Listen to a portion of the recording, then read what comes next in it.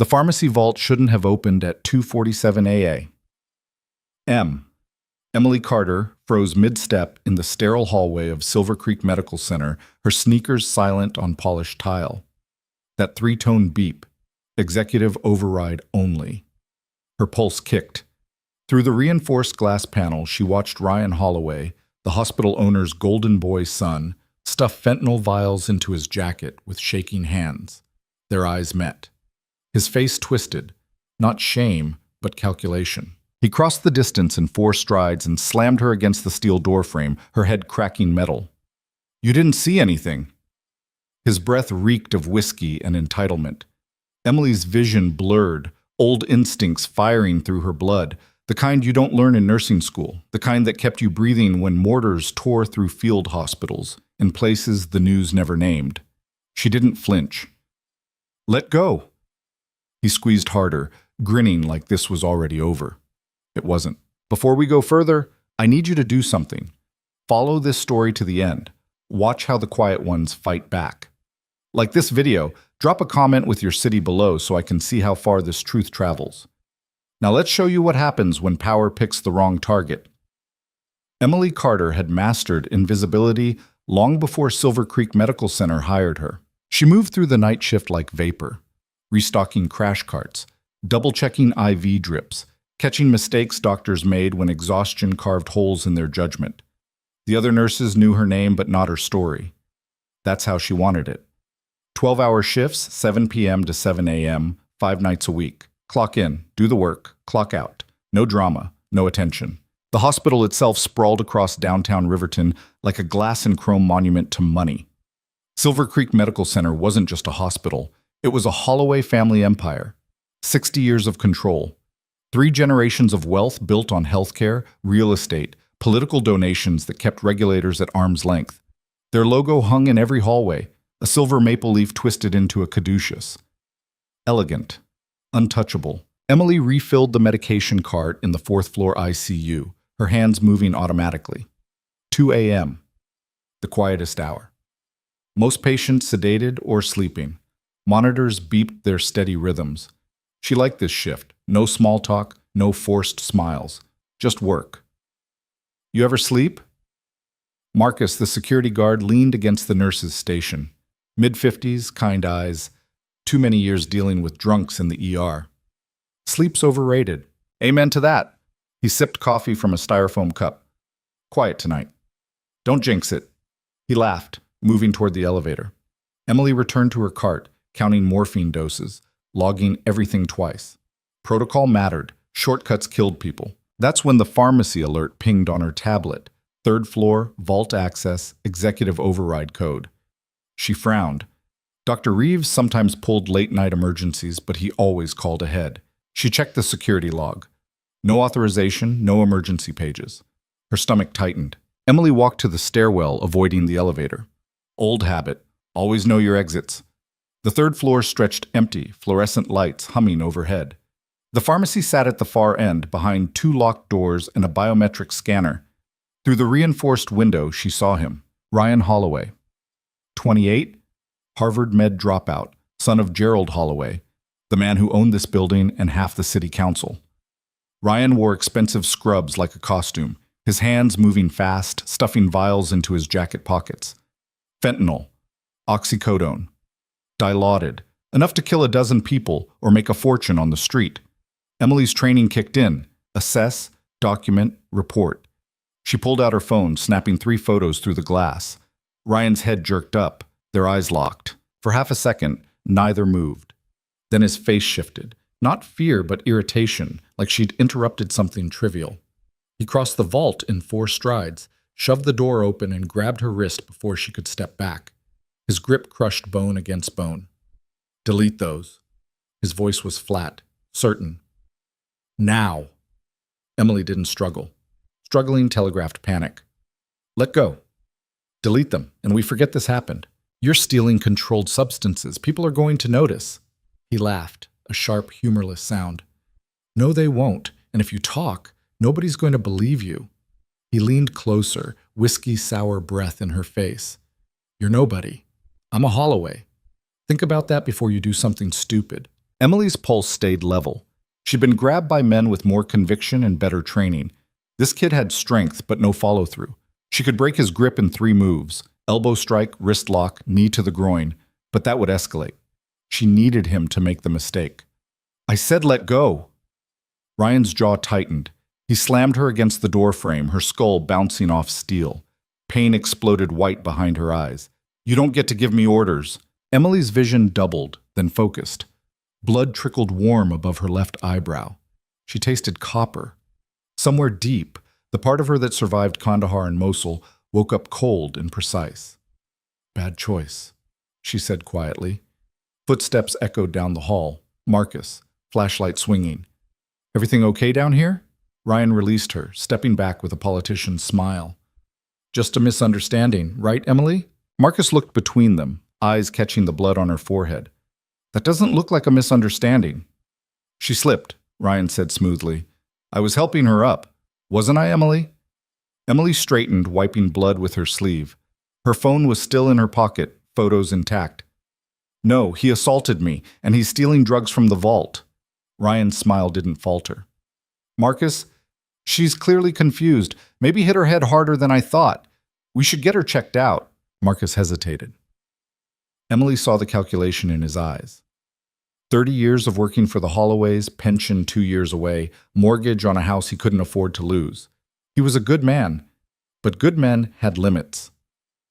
"Emily, maybe you should—" "Call the police," Emily said. "Now." Ryan's mask cracked for just a second. Then he pulled out his phone, dialing faster. "Dad?" "Yeah, it's me. We have a situation. 3rd floor pharmacy. You need to come down here now." Emily's chest tightened. She'd made the play. No taking it back. 15 minutes later, the 3rd floor filled with people. Hospital security, 4 guards, radios crackling. Dr. Helena Voss, chief of medicine, immaculate even at 3 a.m., her expression carved from ice. And Gerald Holloway himself, 63, silver-haired, wearing a cashmere overcoat that cost more than Emily's annual salary. He looked at his son first. "Are you hurt?" "I'm fine." Ryan's voice trembled just enough, practiced vulnerability. "But she attacked me. I don't know why. I was doing inventory and she just—" "That's a lie," Emily's voice cut through. "He was stealing controlled substances. I have photos. He assaulted me when I caught him." Gerald turned to her slowly. His eyes were pale gray, reptilian. "Miss Carter, that's a serious accusation."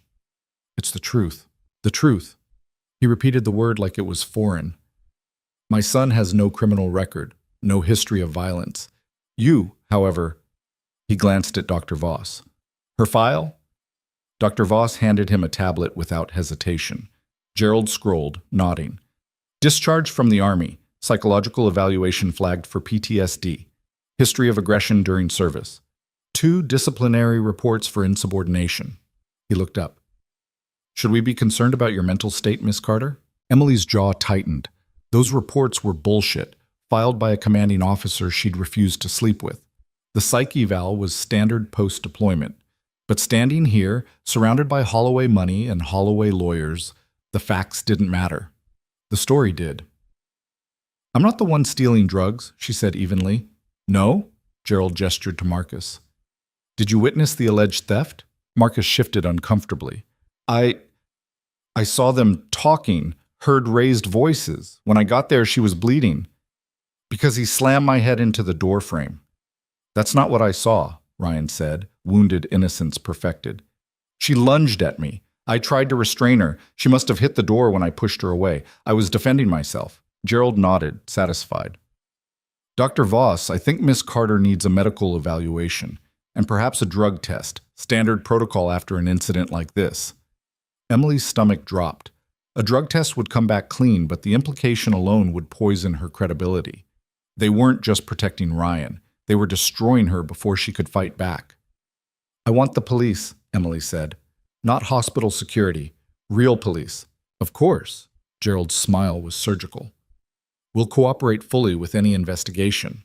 But until then, Miss Carter, you're suspended pending review. Surrender your badge." "You can't.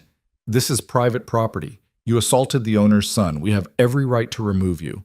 He held out his hand. "Your badge." Now. Emily unclipped it slowly, her mind racing. The photos were still on her phone, but if they confiscated it, they'd delete the evidence. She needed time. She dropped the badge in his palm. "I'll need your phone too," Dr. Voss said. "Hospital property. It's mine. Hospital-issued devices must be returned upon suspension. Company policy." Emily had bought the phone herself, but arguing would confirm their narrative. Unstable, combative, uncooperative. She handed it over, watching Dr. Voss slide it into her pocket. "You're making a mistake," Emily said. "No, Miss Carter." Gerald's voice was soft, almost kind. "You made the mistake. Now go home. Rest. We'll be in touch." Security escorted her to the employee entrance. Emily walked through sliding glass doors into cold November air, her breath fogging in the streetlight glow. Her head throbbed. Blood had dried sticky in her hairline. She had no phone, no badge, no proof, but she remembered the photos, every vial, every timestamp. The game wasn't over. It just shifted. Emily sat in her apartment until sunrise, cataloging everything. The photos were gone, but memory was enough for now. She'd seen Ryan's hands shake. Addict tremors, not nervousness. Seen the vault inventory screen glowing behind him, access logged under executive override. Marcus had heard her accusation before Ryan spun his story. That mattered. At 8 a.m., she called the Riverton Police Department from her landlord's phone. The desk sergeant transferred her 3 times before she reached Detective Luis Ortega, Narcotics Division. "I want to report a theft and assault at Silver Creek Medical Center." Ortega sounded tired. "When did this occur?" "Last night. 2:47 a.m., Ryan Holloway, the owner's son, stole controlled substances from the pharmacy vault. When I confronted him, he assaulted me." Silence. Then, "You have evidence?" "I took photos, but the hospital confiscated my phone." "Did you file a report with hospital security?" "They're covering for him. His father owns the hospital." Another pause. "Miss Carter, is it?" "Yes." "I need you to understand something. The Holloways donate heavily to this city. If you're making accusations without evidence, you're opening yourself up to serious legal consequences." Emily's grip tightened on the phone. "So you won't investigate?" "I didn't say that, but I need more than your word against a prominent family. Bring me something solid, and I'll look into it." He hung up. Emily stared at the receiver. She'd expected resistance, but not outright dismissal. The system wasn't broken. It was built this way. Money insulated people like Ryan. People like her were expendable. She returned the phone to her landlord, Mrs. Kim, who hovered anxiously. "Everything okay, dear?" "Fine, just work stuff." "Your head—" "I'm fine." Emily climbed the stairs to her studio apartment, locked the door, and sat on the edge of her futon. The walls were bare except for one photo tacked above her desk. Her unit in Afghanistan, 12 soldiers grinning under a brutal sun. Half of them were dead now. The other half scattered, trying to forget. She didn't have their luxury. Forgetting wasn't an option when you still heard the mortars at night. Her laptop was old, slow, but functional. She opened a browser and started searching. Ryan Holloway. Arrests? None. Rumors? Plenty. Message boards whispered about parties, overdoses swept under expensive rugs, a girlfriend who disappeared to rehab after accusing him of something she later recanted. Emily saved everything, built a file. Then she found something interesting. A news article from 4 months ago. Silver Creek Medical Center under investigation for opioid prescription irregularities. The DEA had flagged unusual patterns. High-dose prescriptions, frequent early refills, patients traveling from out of state. The investigation quietly closed after the Holloways hired a former federal prosecutor as their legal counsel. She sat back, connecting threads. Ryan wasn't just using, he was dealing, and the hospital was his supply line. A knock startled her. Emily moved to the door, checked the peephole. A woman in a gray suit stood in the hallway, holding a briefcase. Emily opened the door halfway. "Yes?" "Miss Carter, my name is Angela Reeves. I'm an attorney representing Silver Creek Medical Center." She smiled, professional, cold. "May I come in?" "No." The smile tightened. "I understand you've had a difficult experience. The hospital would like to resolve this matter amicably. we're prepared to offer you a severance package, 6 months' salary, full benefits, and a positive reference. In exchange, you sign a non-disclosure agreement and drop any allegations against Mr. Holloway. Emily stared at her. You're offering me money to shut up. We're offering you a fresh start. This situation has been traumatic for everyone involved. There's no need to drag it through litigation. Sign the agreement and we all move forward. What if I don't? Angela's expression hardened. Then we proceed with our own investigation. Your military record will be scrutinized. Your psychological evaluations. Your disciplinary history. We'll interview your former colleagues, your supervisors. Every mistake you've ever made will become public record. And when we're finished, no hospital in this state will hire you. Emily felt the trap closing. They'd done this before, silenced people with money or threats, whichever worked. She thought of the girlfriend who'd recanted, the DEA investigation that vanished. How long do I have? 24 hours. After that, the offer expires. Angela set a business card on the door frame. Think carefully, Miss Carter. You can't win this fight. She left. Emily closed the door and leaned against it, breathing slowly. They were scared. That's why they'd moved so fast. Ryan had screwed up, and they were scrambling to contain it. But they'd miscalculated. Emily had survived ambushes in Helmand Province. She'd held dying soldiers together with pressure and prayer while the world exploded around her. A lawyer in a suit didn't scare her. She had 24 hours. Time to make them count. Emily spent the day rebuilding her case. She couldn't access the hospital system, but she knew people. Night shift nurses talked. They saw things. She started calling. First was Dana Kim, ICU nurse, 10 years at Silver Creek. They'd worked together often, shared coffee during quiet hours. Dana answered on the third ring. Emily? Oh my God, I heard what happened. Are you okay? I'm fine. Listen, I need your help. Hesitation. I don't know if I should. Ryan Holloway is stealing drugs, Dana. I caught him. They're trying to bury it. Emily, they're saying you attacked him, that you had some kind of episode. Do you believe that? Silence. Then, no. But what can I do? If they find out I talked to you, has anything gone missing from the pharmacy recently? Any inventory discrepancies? I don't have access to those records. But you've noticed, haven't you? Dana exhaled slowly. Last month we ran out of fentanyl mid-shift. The order said we had 12 vials, but they weren't there. Dr. Voss said it was a clerical error. They restocked the next day. How many times has that happened? 3, maybe 4. Always different drugs, always explained away. Emily closed her eyes. Dana, I need you to document it. Dates, times, what went missing. Don't send it to me. Just keep it somewhere safe. Can you do that? If they find out, they won't. Not yet. But when this breaks, I need people willing to tell the truth. Dana was quiet for a long time. Okay, I'll try. Thank you. Emily called 6 more nurses. 2 hung up immediately. 3 listened but refused to help.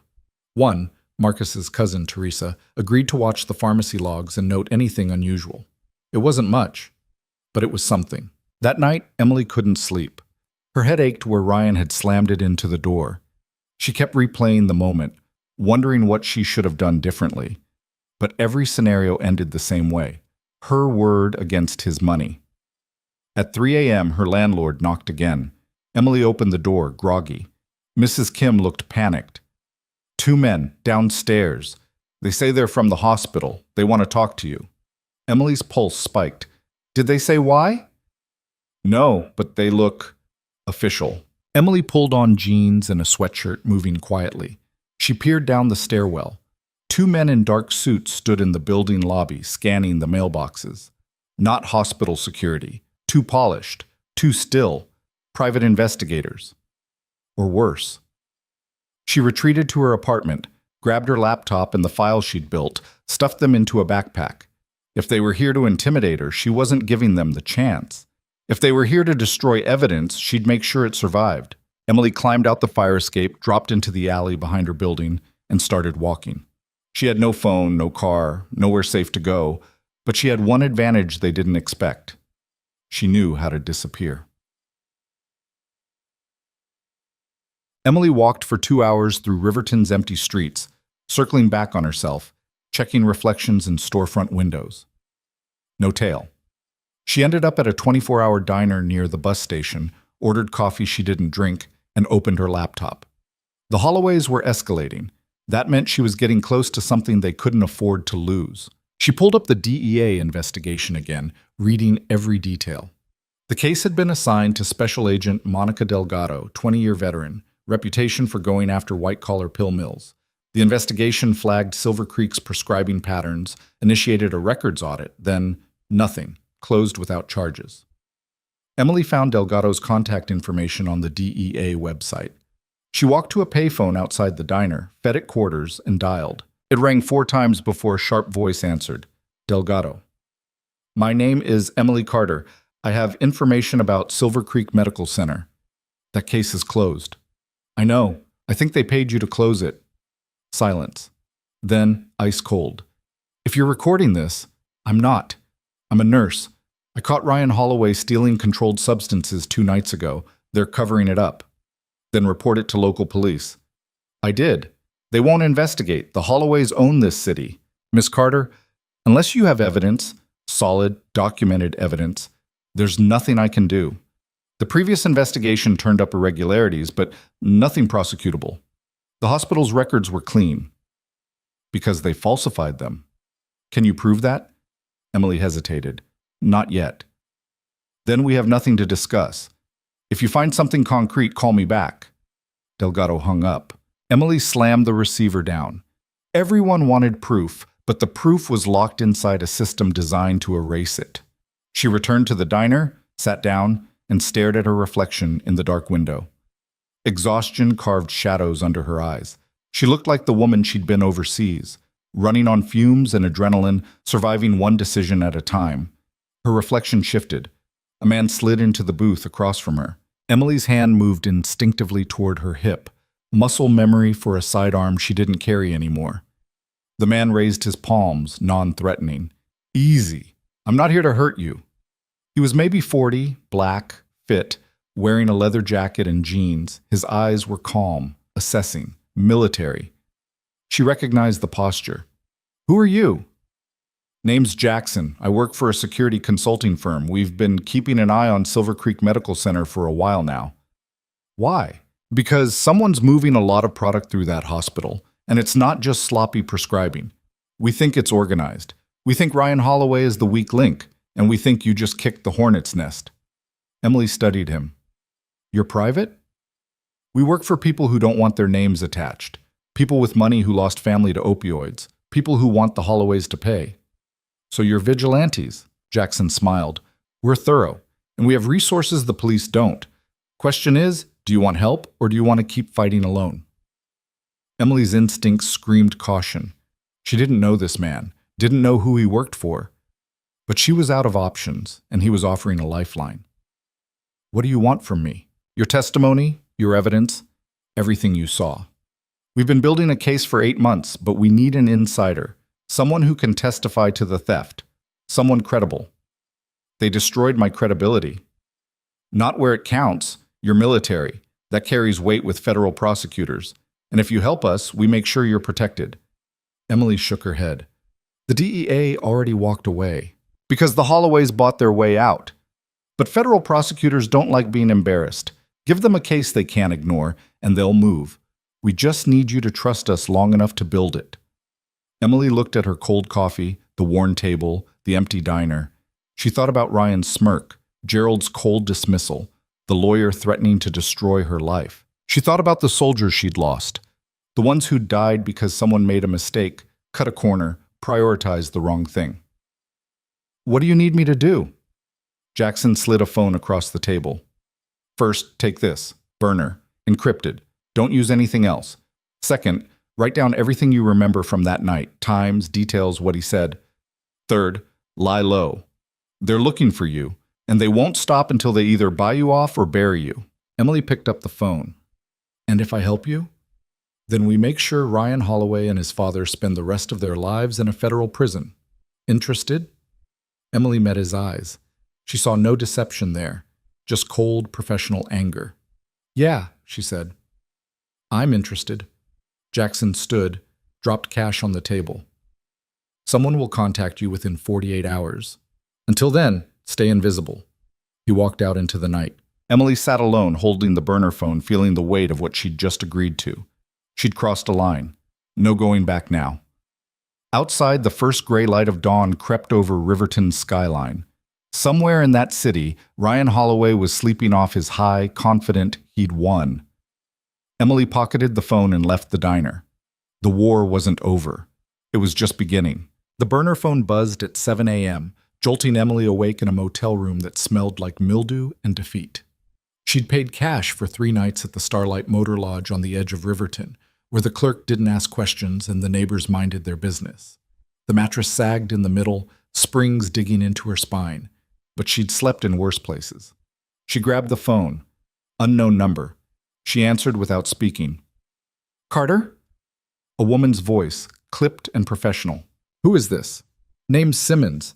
Jackson said you were cooperative. We need to meet today." Emily sat up, her body aching from 2 days of adrenaline and no real rest. "Where?" "Riverside Park, north entrance, 1100 hours. Come alone. If you're followed, abort and ditch the phone." The line went dead. Emily checked the time, 7:14. She had less than 4 hours. She showered in a stall that dripped rust-colored water, dressed in the same jeans and sweatshirt she'd worn yesterday, and left the motel on foot. No car, no trail. She'd learned in Kandahar that wheels made you a target. Predictable routes, license plates, GPS tracking. On foot, she controlled the variables. Riverton woke slowly around her. Coffee shops filling with morning commuters, buses groaning through intersections, construction crews jackhammering pavement. Normal people doing normal things. Emily felt like a ghost moving through their world. She stopped at a corner store, bought a prepaid phone card and a cheap backpack, then found a library 2 blocks away. The building was old brick, drafty, half empty on a weekday morning.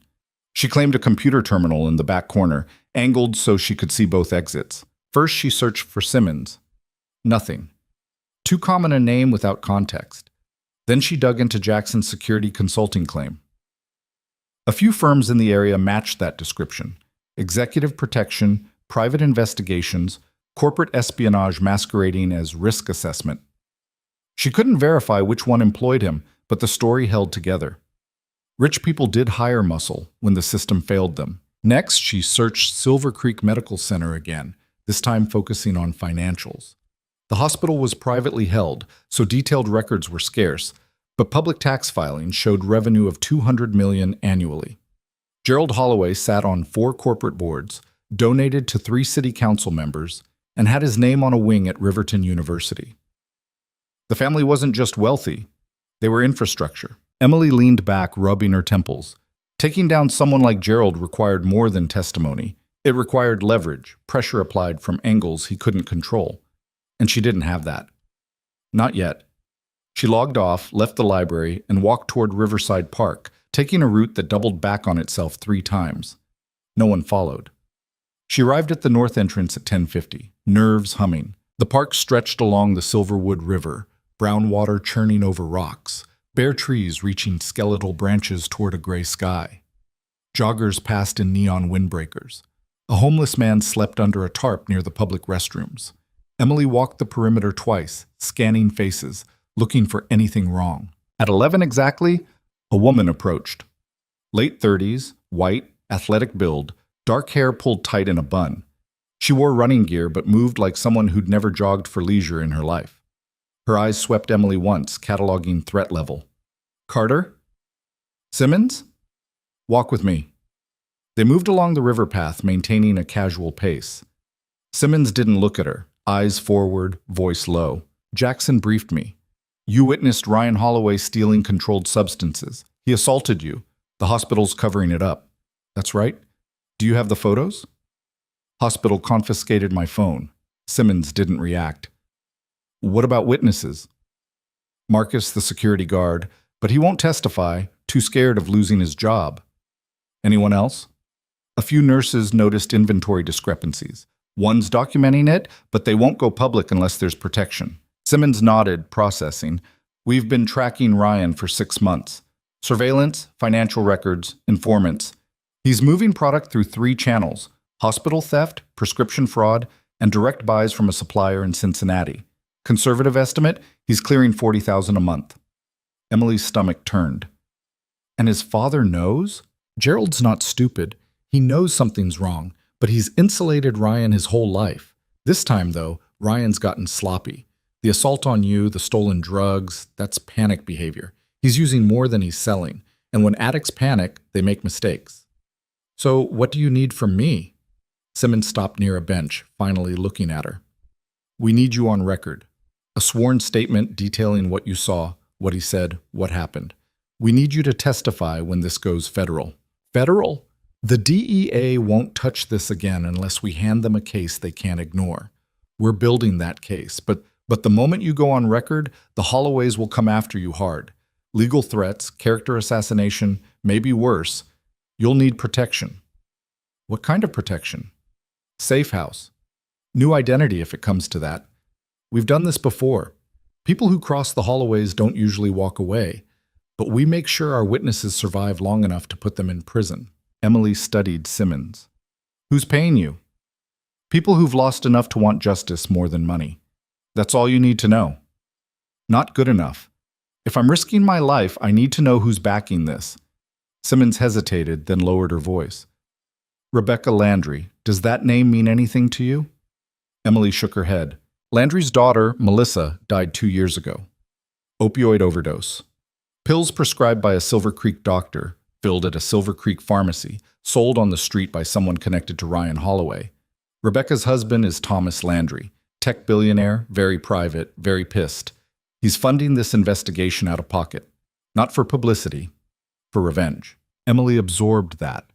A grieving father with unlimited resources and nothing to lose. That was either the best ally she could hope for or the most dangerous. When do you need my statement? Now.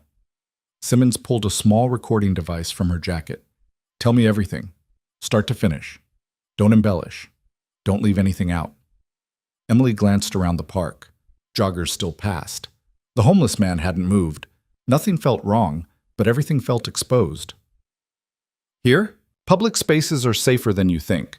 If we're in an office, they can subpoena the location. Out here, we're just 2 women talking. Emily took a breath and began. She described the pharmacy beep, Ryan's hands on the vials, the way his eyes had shifted from surprise to calculation. She described his grip on her wrist, the door frame slamming into her skull, the taste of blood. She recounted Gerald's cold dismissal, Dr. Voss confiscating her phone, the lawyer's threats. She held nothing back. Simmons recorded it all without interrupting. When Emily finished, Simmons turned off the device. Good. That's clean testimony. Now we get it notarized, filed, and sent to the right people. She paused. You understand what happens next? They'll try to destroy me. They'll try, but we'll be ready. Do you have somewhere safe to stay? Motel on the east side. Ditch it. We'll set you up somewhere better. Simmons handed her a key card. Apartment in the Greystone building downtown, 20th floor. Secure entry, cameras on every exit. Someone will check on you daily. Stay inside unless we tell you otherwise. Emily pocketed the key. What about my stuff? What stuff? Emily almost laughed. She'd left her apartment with a laptop and the clothes on her back. Everything else, books, photos, the few things she'd kept from her army days, was still in that studio.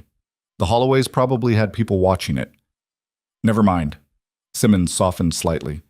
This won't last forever. 6 months, maybe less. We break the case, you testify. The Holloways go down. Then you get your life back. What if they don't go down? Then we regroup. But we don't lose. Not this time. Simmons left first, jogging back toward the park entrance. Emily waited 10 minutes, then walked the opposite direction. The keycard felt heavy in her pocket. She was committed now. No turning back. She headed toward downtown, keeping to crowded streets. The Greystone building rose 30 floors, glass and steel, expensive condos for people who didn't worry about rent. Emily entered through the main lobby, nodding to the doorman like she belonged. The elevator required the keycard. She swiped it, pressed 20. The apartment was small but clean. 1 bedroom, kitchenette, a window overlooking the Silverwood River. Furniture minimal, functional. A burner phone sat on the counter next to a note. Use this.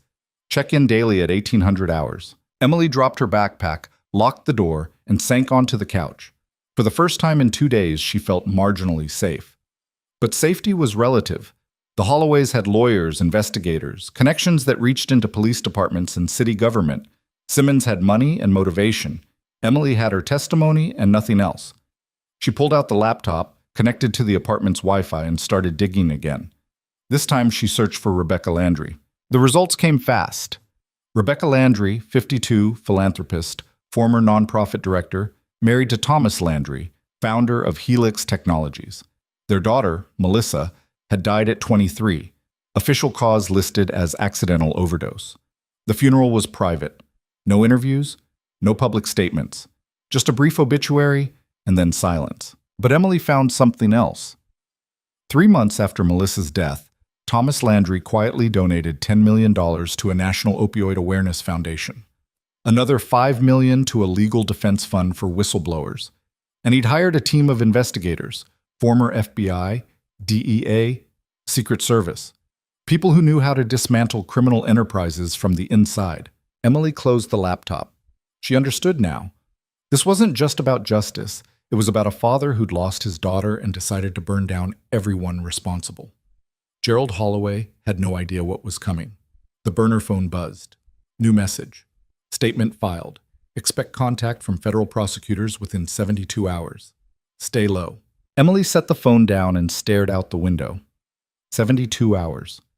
3 days until the machinery of justice, or revenge, started grinding. 3 days for the Holloways to figure out where she was and what she'd done. She didn't sleep that night. Every sound in the building made her tense. Footsteps in the hallway, the elevator chiming, pipes groaning behind the walls. She kept the lights off, sitting in the dark, watching the city through the window. Riverton glittered below, oblivious. At dawn, the burner phone rang. Emily grabbed it. "Carter, it's Simmons. We have a problem." Emily's chest tightened. "What kind of problem?" "Ryan Holloway overdosed last night. He's in the ICU at Silver Creek. Critical condition." Emily stood, pacing. "What does that mean for the case?" "Depends. If he survives, it's leverage. Proof he's an addict. Proof the drugs are real.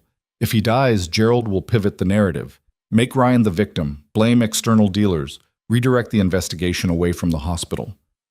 "Can he do that?" "With enough money and the right lawyers? Absolutely. We need to move faster. I'm accelerating the timeline. Federal prosecutors are meeting with us tomorrow morning. You need to be there." "Where?" "Federal courthouse. 8 a.m. Wear something professional if you have it. This is formal testimony." Emily looked down at her jeans and sweatshirt. "I don't." "Then buy something. There's cash in the apartment, kitchen drawer, under the silverware tray. Use it." Simmons hung up. Emily found the cash. $500 in 20s. She left the apartment, took the elevator down, and walked 3 blocks to a department store. She bought cheap slacks, a blouse, and a blazer that didn't quite fit. Professional enough. She paid cash, left the tags on, and walked back to the Greystone. That afternoon, the news broke. Local stations ran it first. Ryan Holloway, 28, son of prominent hospital owner Gerald Holloway, hospitalized after suspected overdose. Details were scarce. The family requested privacy. Speculation filled the gaps. Was it accidental? Intentional? A cry for help? Emily watched the coverage on her laptop, stomach churning. She'd wanted Ryan to face consequences, not die in a hospital bed. But addicts didn't choose their endings. They spiraled until something stopped them. Recovery, prison, or death. Ryan had been spiraling long before she'd caught him. Her phone buzzed. Unknown number. She answered cautiously. "Yes?" "Miss Carter?" A man's voice, smooth, calculated. "My name is Richard Brennan. I'm an attorney representing the Holloway family." Emily's pulse kicked. "How did you get this number?" "That's not important. What is important is that we resolve this situation before it escalates further. My client is willing to increase the settlement offer, $1 million, tax-free, in exchange for your silence and full cooperation in clearing Ryan's name." Emily laughed, sharp, humorless. "You're bribing me while your client's son is dying? Ryan is stabilized. He'll recover. But his reputation and his father's are at risk because of your allegations. Allegations that, I should mention, are entirely unsubstantiated. I have a sworn statement. Brennan paused. Do you? Because the only phone with photographic evidence was returned to hospital property and no such images were found. Your statement is hearsay. Your credibility is compromised by your military discharge and psychological history. No prosecutor will touch this. Emily's jaw tightened. Then why are you calling? Because my client prefers resolution to litigation. $1 million, Miss Carter. That's more money than you'll earn in a decade as a nurse. Take it. Move somewhere quiet. Start over. Or refuse, and we destroy you so thoroughly that no one will even remember your name. Emily stared at the river through the window. $1 million. She could disappear. Live somewhere warm, far from Riverton, far from the Holloways and their empire of corruption. It was tempting. It was logical. It was exactly what they wanted. Tell Gerald Holloway I'm not interested. Miss Carter. And tell him his son's a thief and an addict, and everyone's about to know it. She hung up. The phone rang again immediately. She powered it off, pulled the battery, and threw both in the trash. Simmons had said to use the burner only. She'd made a mistake answering the other one. Now they knew she was still in Riverton, still fighting. That night, Emily barely slept again. Every car that passed below sounded like a threat. Every shadow in the hallway felt wrong. She kept the blazer on a hanger near the door, ready for the morning. At 7 a.m., she dressed, checked herself in the mirror. She looked tired, gaunt, older than 32, but she looked ready. Simmons picked her up at 7:30 in a black SUV with tinted windows. Jackson sat in the driver's seat. A third person, a man Emily didn't recognize, sat in the back with a laptop. Carter, this is Miles, Simmons said. Tech specialist. He's been pulling financial records. Miles nodded without looking up. Holloway family's moving money. Fast. Offshore accounts, shell companies, liquidating assets. They're preparing for something big. Flight risk? Emily asked. Maybe, or they're expecting legal action and want to hide their money before it gets frozen. Jackson pulled into traffic. Doesn't matter. If the feds move today, they won't get far. The federal courthouse sat downtown, a brutalist concrete block that looked more like a prison than a temple of justice. Security was tight, metal detectors, bag searches, armed marshals. Emily passed through, feeling exposed under the fluorescent lights. Simmons led her to a fourth-floor conference room. Inside, 3 people waited. A woman in her 50s, white, short gray hair, wearing a suit that cost more than Emily's car once had. A younger man, maybe 30, Latino, sharp-eyed, already reviewing documents. And an older black man in a marshal's uniform, arms crossed, expression unreadable. The woman stood. Miss Carter, I'm Assistant U.S. Attorney Karen Delgado. Emily blinked. Delgado? You spoke with my sister, Monica, DEA. She forwarded your call to me. Sit. Emily sat. Simmons remained standing by the door. Delgado didn't waste time. We've reviewed your statement. It's compelling, but without physical evidence, it's not enough to indict. They destroyed the evidence. I know. That's why we're pursuing a different angle. Financial crimes, conspiracy to distribute controlled substances, obstruction of justice. We've been building this case for 3 months, and your testimony corroborates what we already suspected. But we need more. The younger man spoke up. We need someone inside the hospital willing to testify. Someone with access to the pharmacy logs, inventory records, prescription data. Do you have anyone? Emily thought of Dana, Teresa, the others. Maybe, but they're scared. They won't come forward unless you can guarantee protection. We can. Witness protection, relocation if necessary, but they have to commit, today. Emily pulled out the burner phone. I can try. She stepped into the hallway, dialed Dana's number. It rang 4 times before Dana answered, whispering, Emily, where are you? People are looking for you. Who? Hospital security, private investigators? They're questioning everyone, asking if we've talked to you. Emily's stomach dropped. Dana, listen carefully. Federal prosecutors are building a case against the Holloways. They need witnesses. If you testify, they'll protect you. Emily, I can't. I have kids. If I lose this job, if you don't testify, Ryan Holloway walks. And the next nurse who catches him stealing ends up worse than me. Silence. Then Dana's voice, barely audible. What do I have to do? Meet me at the federal courthouse. 4th floor, conference room B. Bring everything you've documented. They'll take your statement and you'll be protected. I promise. When? Now. Dana exhaled shakily. Okay, I'll be there in an hour. Emily returned to the conference room. One witness coming, ICU nurse, 10 years at Silver Creek. She's been documenting inventory discrepancies. Delgado nodded. Good. We'll need at least 2 more to make the case airtight. Emily called Teresa next. Same conversation, same fear, same hesitation. But Teresa agreed. 2 witnesses. It was something. Delgado leaned back, studying Emily. You understand what you're starting here? The Holloways will fight this with everything they have. Lawyers, media, political pressure. You'll be cross-examined, your life dissected, your credibility attacked. Are you ready for that? Emily met her eyes. I held soldiers together while they bled out in the dirt. I can handle a courtroom. Delgado smiled faintly. I believe you.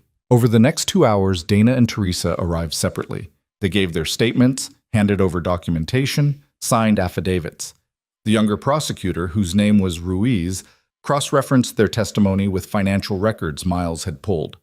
The case solidified. Missing inventory matched Ryan's prescription fraud, matched cash deposits in his personal accounts, matched wire transfers to known drug dealers. At noon, Delgado stood. We have enough. I'm filing charges this afternoon. Conspiracy to distribute controlled substances, theft, assault, obstruction of justice. Warrants for Ryan and Gerald Holloway, plus 4 hospital executives. Emily's chest tightened. Ryan's still in the ICU. Then he'll be arrested the moment he's stable. His father won't be so lucky. Delgado turned to the marshal. Execute the warrants at 1400 hours. I want Gerald in custody before his lawyers can file for injunctions. The marshal nodded and left. Simmons approached Emily. You did it. Emily didn't feel victorious. She felt numb. What happens now? Now you stay out of sight until the arrests are made. After that, you'll be called to testify at trial. Could be months. We'll keep you safe until then. Emily nodded. She wanted to feel relief, but the tension hadn't left her body. Something still felt wrong. At 2 p.m., Emily sat in the SUV with Jackson and Simmons, parked across from Silver Creek Medical Center. They watched through binoculars as federal agents and U.S. Marshals entered the building. 15 minutes later, Gerald Holloway was escorted out in handcuffs, his face a mask of rage. News vans arrived within minutes. Cameras captured everything: the hospital owner, the federal agents, the chaos. Emily watched it unfold, feeling detached. Simmons's phone rang. She answered, listened, then hung up. Her expression darkened. What? Emily asked. Ryan's gone. What do you mean, gone? He disappeared from the ICU 20 minutes ago. Security footage shows 2 men in scrubs wheeling him out through a service exit. No IDs, no badges. They loaded him into a van and drove off. Emily's blood turned cold. Gerald knew. He got Ryan out before the arrests. Jackson swore. Where would they take him? Simmons was already dialing. I don't know. But if Ryan's gone, he's either running or being silenced. Emily stared at the hospital, her mind racing. Gerald was in custody, but Ryan had vanished. The case could still fall apart without him. And if Ryan died, accidentally or otherwise, the whole investigation might collapse.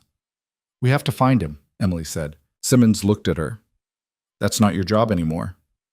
It is if he's the only proof this wasn't just a family scapegoating a dead son. Before Simmons could respond, Emily's burner phone buzzed. Unknown number. She answered, heavy breathing. Then a voice, slurred, panicked. Emily? Her heart stopped. Ryan? They're going to kill me. Emily's hand tightened on the phone. Where are you? Ryan's breathing came ragged, wet. I don't know. Warehouse, maybe? They drugged me. I woke up here. His voice cracked. They said my dad gave the order. Said, I'm a liability. Simmons was already gesturing for the phone. Emily held up one finger. Who took you? 2 guys. Never seen them before. Not hospital security. There, a crash in the background, then muffled voices. Ryan's whisper turned frantic. They're coming back. If you don't find me... The line went dead. Emily stared at the phone. Simmons grabbed it, checking the number. Blocked. Can't trace it. Jackson was already on his radio. All units, we have a potential hostage situation. Subject is Ryan Holloway, last seen ICU at Silver Creek. Suspects unknown, location unknown. Emily's mind spun through possibilities. Gerald was in custody, but that didn't mean he couldn't give orders. A man like him had people, fixers, cleaners, the kind who didn't ask questions. If Ryan was about to flip, testify against his father, then he was worth more dead than alive. We need to find him, Emily said. Simmons shook her head. Federal marshals will handle it. You're a witness, not law enforcement. He called me. Not you. Not the feds. Me. Because you're the only person whose number he could remember while high and terrified. That doesn't make you his savior. Emily turned to Jackson. You have contacts. Street-level informants. People who know where bodies get dumped in this city. Use them. Jackson glanced at Simmons, who hesitated, then nodded once. He pulled out his phone and started making calls. Emily climbed out of the SUV, pacing the sidewalk. News crews still swarmed the hospital entrance, cameras rolling, reporters shouting questions at federal agents who ignored them. Gerald Holloway's arrest was the lead story now, but if Ryan turned up dead, the narrative would shift. Grieving father, troubled son. Tragic ending. The prosecution's case would survive, but barely. Miles emerged from the vehicle, laptop under one arm. I can pull Ryan's phone records, see if there's location data from the call. Do it, Simmons said. They moved to a coffee shop 2 blocks away, claiming a corner table. Miles connected to the shop's Wi-Fi through a VPN, his fingers flying across the keyboard. Emily watched over his shoulder, useless.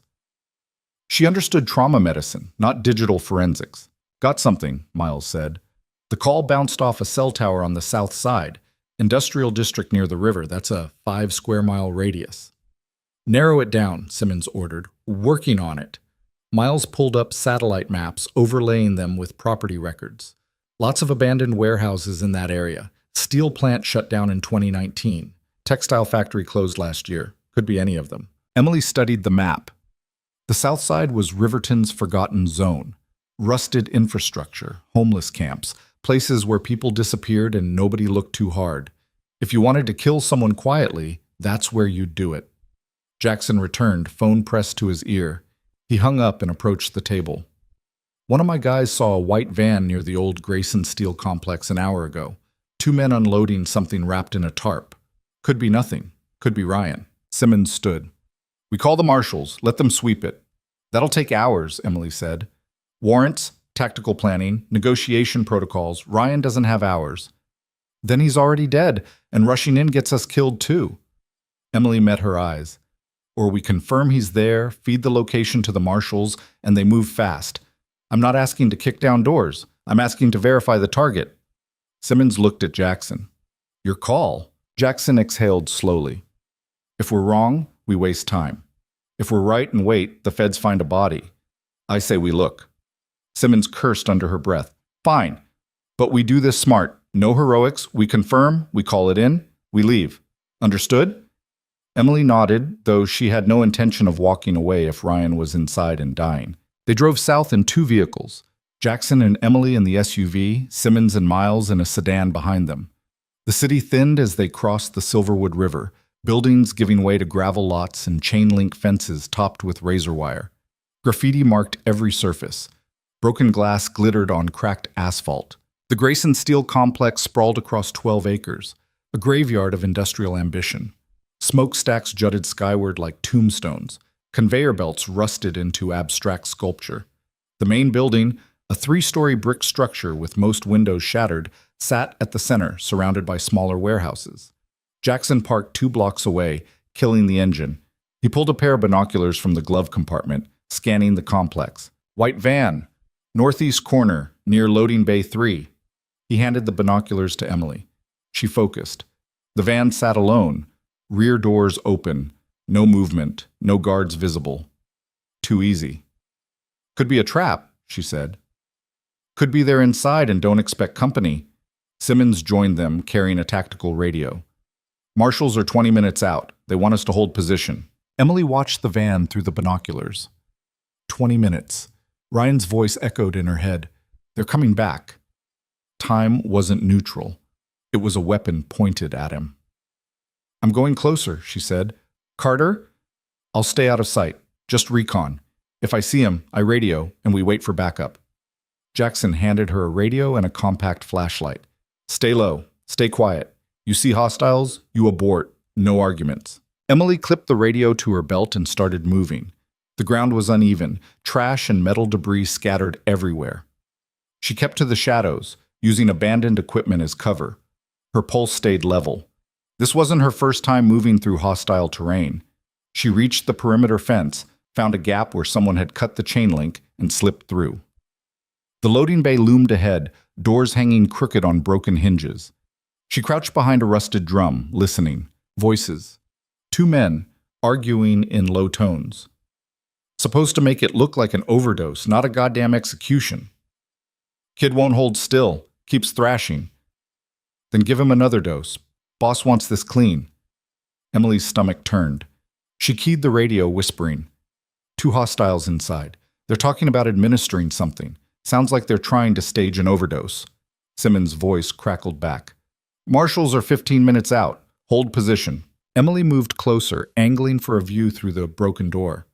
Inside, the warehouse was dark, except for a single work light aimed at the floor.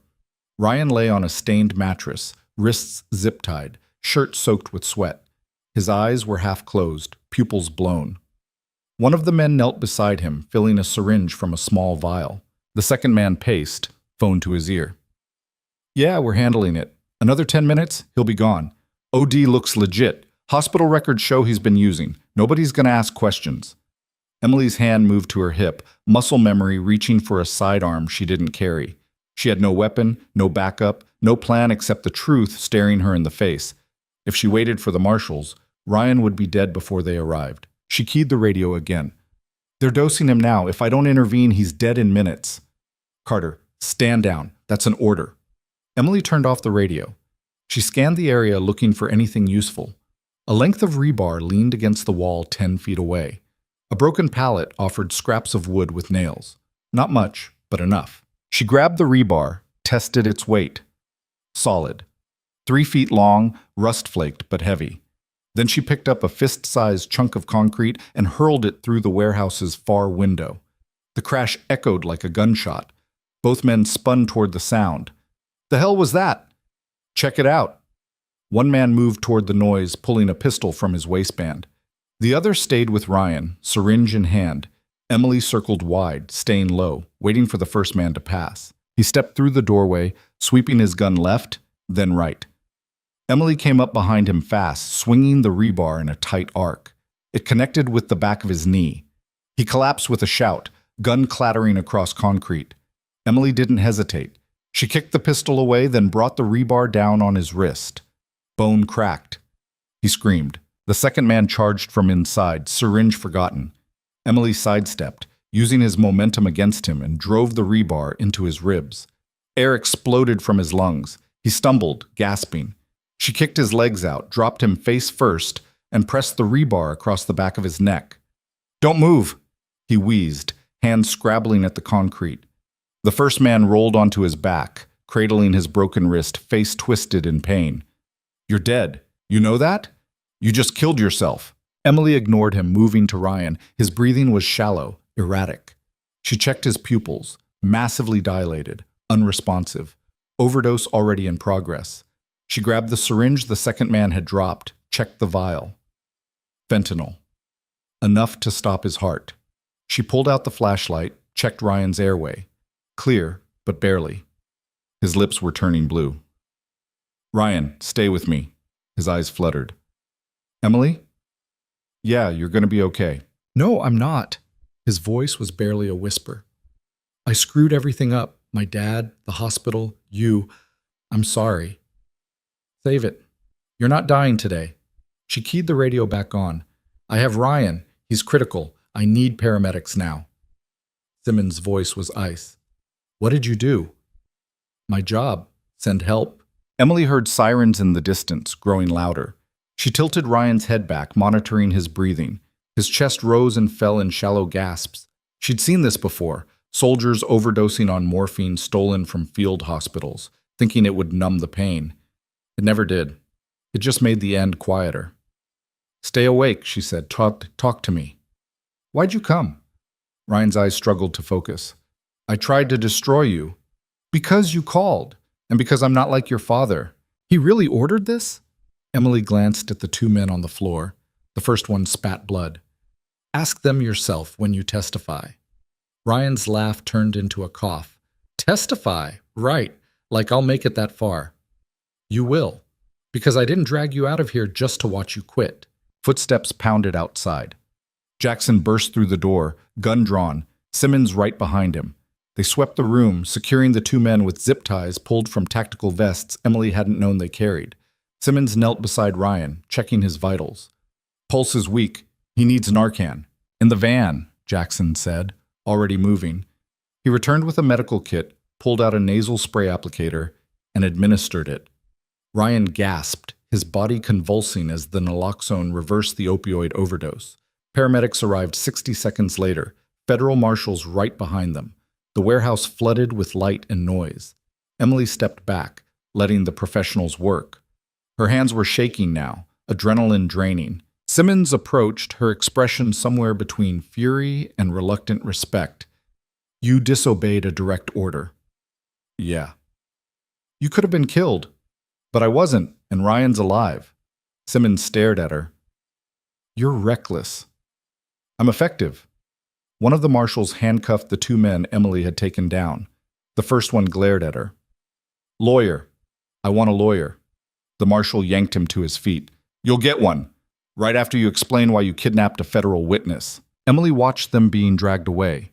Ryan was on a stretcher now, oxygen mask over his face, paramedics stabilizing him for transport. His eyes found hers. "Thank you," he mouthed. She nodded once. No words necessary. As the ambulance pulled away, Delgado arrived in a black sedan, stepping out with her phone pressed to her ear. She ended the call, strode over to Emily. "You just saved this case. Ryan's alive. The kidnappers are in custody, and they're already talking. One of them confirmed Gerald gave the order." She paused. "You also broke about 15 protocols and could have compromised everything." "But I didn't." Delgado almost smiled. "No, you didn't. Come on.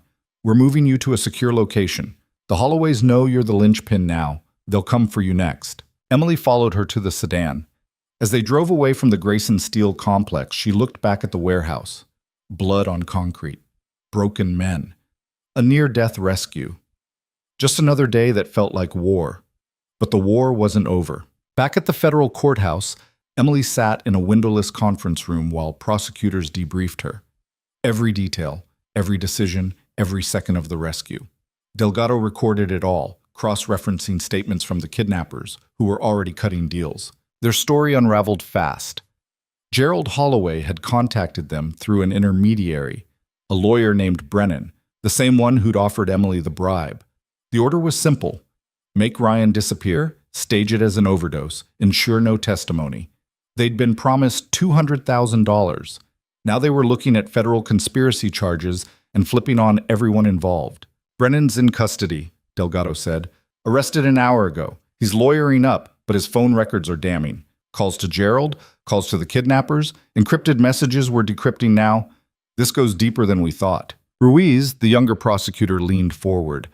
"We're finding evidence of a larger operation. Hospital executives skimming opioids, selling them to dealers, using Ryan as the fall guy if anything went wrong. Gerald wasn't just protecting his son, he was protecting a pipeline worth millions." Emily absorbed that. So Ryan was expendable. To Gerald? Yes. The moment Ryan became a liability, his father cut him loose. Emily thought about Ryan's voice on the phone, terrified, abandoned, realizing too late that family loyalty had limits. She didn't feel sympathy exactly, but she understood the betrayal. "What happens to Ryan now?" she asked. "He'll testify," Delgado said, "in exchange for reduced charges. He's still guilty of theft and distribution, but cooperation buys him leniency. Probably 10 years instead of 25. And Gerald? Life. If we prove he ordered the kidnapping and attempted murder, he's done. Add the financial crimes, conspiracy, obstruction, he'll die in prison." Emily nodded slowly. Justice, cold and procedural. No dramatic courtroom speeches, no last-minute confessions, just evidence, testimony, and the slow grind of the system. Delgado stood. You'll testify at trial. Probably 6 months from now, maybe sooner if we expedite. Until then, you're in protective custody. We'll set you up somewhere outside Riverton. New identity, stipend, security detail.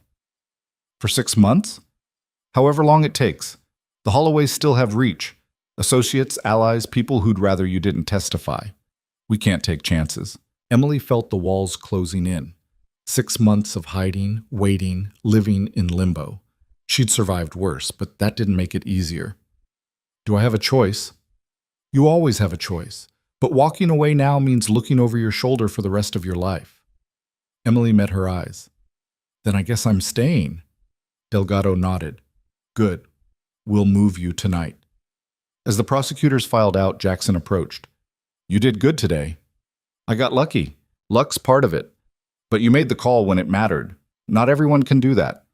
Emily looked at him. You were military. Marines, 2 tours in Iraq. I know what it's like to come home and realize the fight doesn't end just because you leave the war zone. Does it ever end? Jackson smiled faintly. You tell me. He left her alone in the conference room. Emily sat in the fluorescent silence, exhaustion settling into her bones. She thought about the soldiers in that photo on her wall, the ones who'd died, the ones who'd survived but couldn't escape what they'd seen. She'd come home thinking she could leave the war behind. But it followed her, into hospital hallways, corrupt systems, men like Gerald Holloway who built empires on suffering and expected no resistance. The war didn't end, it just changed shape. At midnight, federal marshals escorted Emily to a safe house 40 miles outside Riverton. A small ranch home on 2 acres surrounded by woods, unmarked road. 2 marshals stayed on site, rotating shifts. Emily was given a bedroom, a phone that only dialed emergency numbers, and instructions to stay inside unless cleared. She slept fitfully, waking every few hours to check the windows. The marshals assured her the perimeter was secure. She didn't believe in secure. Not anymore. Morning brought news. Gerald Holloway's arraignment was scheduled for the following week. Ryan had been transferred to a federal medical facility under guard. The 2 kidnappers were cooperating fully, providing names, dates, transactions. The case was building momentum. Emily spent her days reading, exercising, waiting. Simmons visited once, bringing updates and supplies. The trial date was set. 4 months away. Faster than expected. Delgado's pushing hard, Simmons said. She wants this case closed before the Holloways can maneuver. Public pressure's mounting. National media picked up the story. Hospital owner orders hit on his own son. It's everywhere. Emily felt disconnected from it all. The story was hers, but it didn't feel like it anymore. She was a footnote now, a witness waiting to deliver lines someone else had written. How's Ryan? She asked. Stable, coherent, scared. He's realizing his father tried to kill him, and he's going to have to testify against him. That's not an easy thing to process. Will he hold up? Delgado thinks so. Ruiz is prepping him. They're running mock cross-examinations, hardening him for what Gerald's lawyers will throw at him. Emily nodded. And me? You'll testify after Ryan. Your role is corroboration, what you saw, what happened, why you pursued it. The jury needs to see you're credible, that this isn't vendetta. You're the clean witness. Don't screw that up. Simmons left an hour later. Emily returned to the empty house, the silent woods, the waiting. Weeks passed. October turned to November. The trial approached. Emily practiced her testimony with Ruiz, who drilled her relentlessly. Defense is going to attack your military record. They'll imply PTSD, unstable behavior, vendetta against Ryan because he reminded you of someone from your past. How do you respond? I tell the truth. I saw him stealing. He assaulted me. That's not PTSD. That's reality. And the rescue? When you disobeyed orders and went into that warehouse alone, I saved his life. If that's instability, the world needs more of it. Ruiz smiled. Good. Keep that energy. But dial back the sarcasm in front of the jury. The day before the trial, Emily was transported back to Riverton under heavy security. She stayed in a hotel connected to the courthouse by underground tunnel, marshals outside her door. That night, she couldn't sleep. She stood at the window looking out at the city. Riverton glittered below, indifferent to the lives caught in its machinery. Tomorrow, she'd walk into that courtroom, face Gerald Holloway, tell the story that had nearly killed her. And somewhere in the back of her mind, she wondered if justice would actually feel like enough. Morning came too fast. Emily dressed in a simple gray suit Simmons had provided, tied her hair back, checked her reflection. She looked like someone who could be trusted. She hoped that would be enough. The courthouse buzzed with activity, reporters, protesters, curious onlookers. Emily entered through the tunnel, avoiding the crowds. Delgado met her in a prep room. Ryan testified yesterday. He did well, gave details about the operation, his father's involvement, the cover-ups. Defense tried to paint him as a liar trying to save himself, but the evidence backed him up. Today's your turn? Emily nodded. I'm ready. One more thing. Gerald's going to be in that courtroom. He'll stare at you, try to intimidate you. Don't look at him. Focus on the jury. Tell them what happened. Nothing more, nothing less. Emily followed Delgado into the courtroom. It was packed, jury box full, gallery overflowing, cameras prohibited, but sketch artists scribbling furiously. And there, at the defense table, sat Gerald Holloway. He looked smaller than she remembered, thinner, but his eyes were the same, cold, calculating, predatory. He watched her enter, his expression unreadable. Emily took the witness stand, raised her right hand, swore to tell the truth. Delgado approached. Please state your name for the record. Emily Carter. And your occupation? I was a nurse at Silver Creek Medical Center. Before that, U.S. Army combat medic. Delgado walked her through it. The pharmacy beep, catching Ryan, the assault, the cover-up. Emily spoke clearly, calmly, sticking to facts. The jury listened, some taking notes. Then came cross-examination. Gerald's lead attorney, a man named Whitfield, stood. He was 60, expensive suit, silver hair, a shark in human form. Miss Carter, you claim you witnessed my client's son stealing drugs, but you have no photographic evidence, correct? The hospital confiscated my phone before I could secure the photos. How convenient. So we only have your word. And the testimony of the nurses who documented inventory discrepancies, and Ryan's own confession. Whitfield smiled. Ryan Holloway, a drug addict trying to save himself by implicating his father. Not exactly a reliable witness. Neither is a father who ordered his son's murder. The courtroom murmured. The judge banged his gavel. The witness will answer the questions asked. Whitfield continued. You were discharged from the Army due to psychological concerns, were you not? I was honorably discharged after completing my service. But your file mentions PTSD, anger management issues. A commanding officer noted you were, quote, prone to aggressive responses under stress. Emily's jaw tightened. That officer was retaliating because I refused his advances. The charge was dismissed. But it's in your record, which raises the question, did you really see Ryan Holloway stealing drugs, or did you misinterpret the situation because of your compromised mental state? Emily leaned forward. I know the difference between reality and delusion, Mr. Whitfield. I saw him. He assaulted me. And his father tried to silence me. That's not PTSD. That's corruption.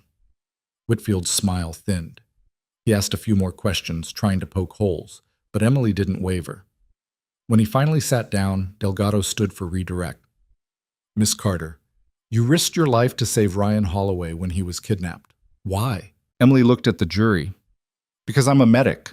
I save lives, even when the person doesn't deserve it. Delgado nodded. No further questions. Emily stepped down. As she passed the defense table, Gerald's eyes followed her.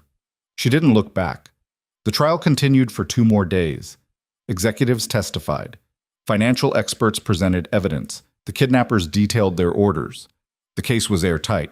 On the 4th day, the jury deliberated for 6 hours. When they returned, the verdict was unanimous. Guilty. On all counts. Gerald Holloway showed no emotion as the judge read the sentence. Life without parole. Ryan, testifying from a separate facility, received 12 years with possibility of parole after 8. Emily sat in the gallery, watching it all unfold.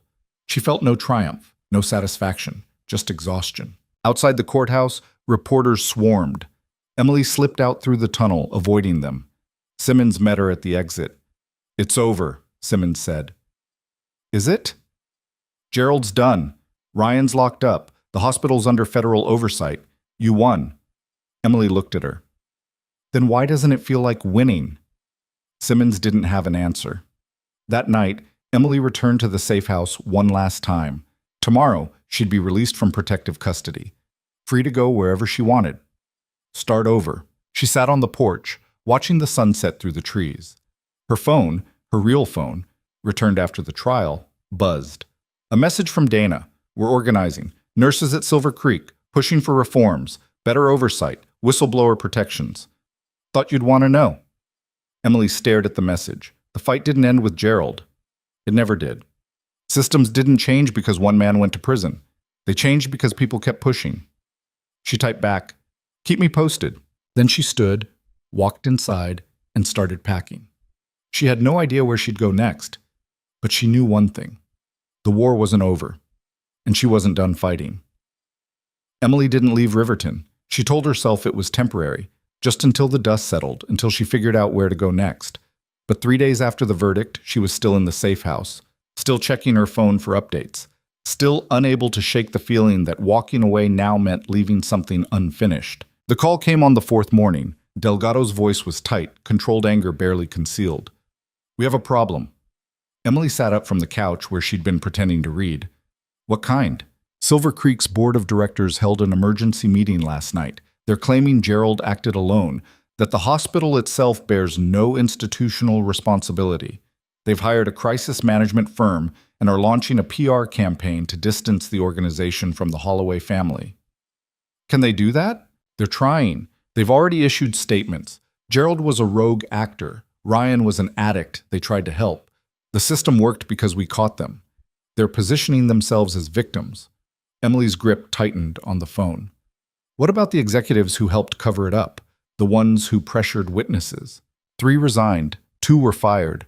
But the board's bringing in new leadership and claiming they're committed to reform. It's damage control. They're hoping if they sacrifice a few people, the hospital survives. And the pharmacy operation? The missing drugs? Federal oversight's in place for now. But oversight doesn't mean shutdown. Silver Creek is still operating, still making money, still employing the same doctors and nurses who looked the other way for years. Emily stood pacing the small living room. So Gerald goes to prison and the hospital just continues? Unless we can prove systemic corruption beyond what Gerald controlled. Right now, we have evidence against him and Ryan.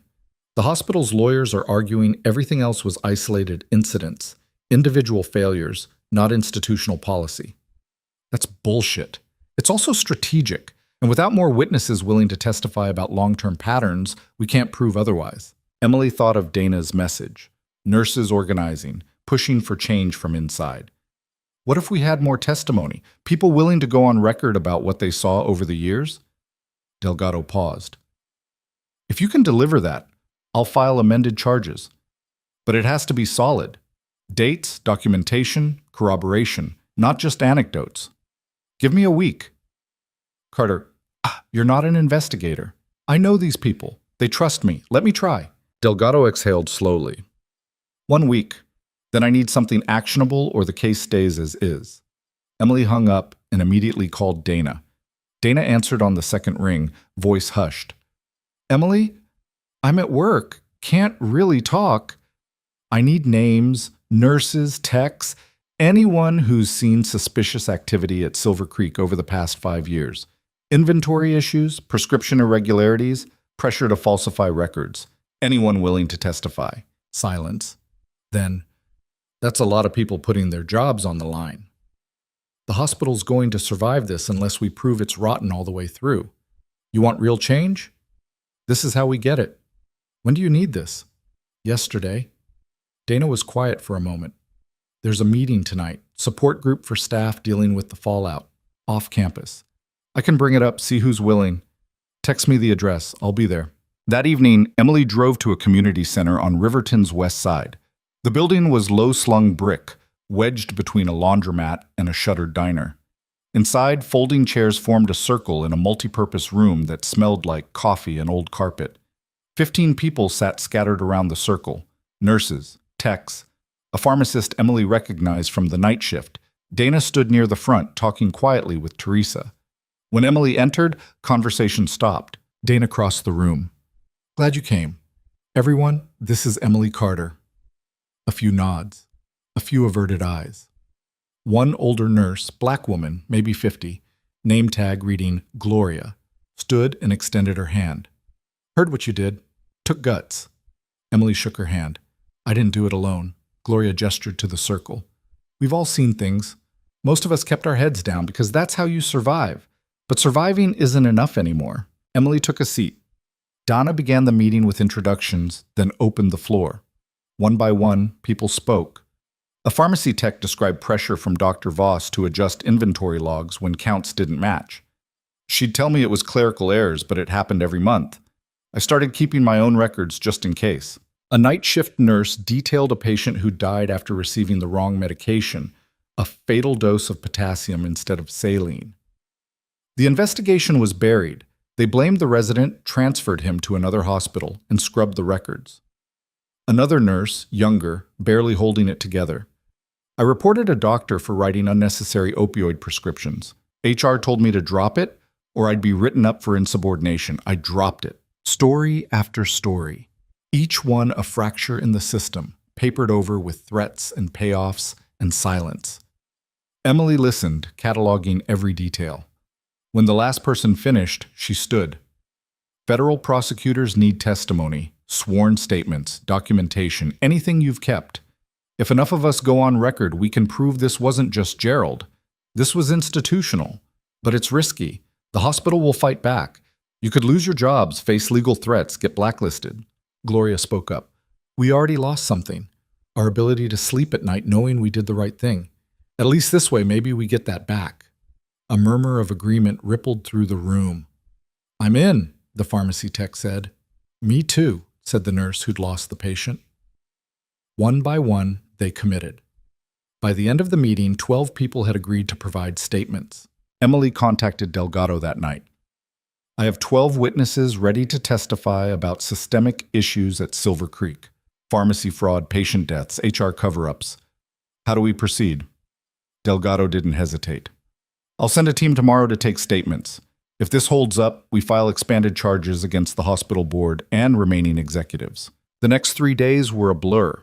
Federal agents interviewed witnesses, collected documentation, cross-referenced records seized during the original investigation. The case expanded. What had started as Gerald and Ryan's crimes now implicated the entire institutional structure. On the 4th day, news broke.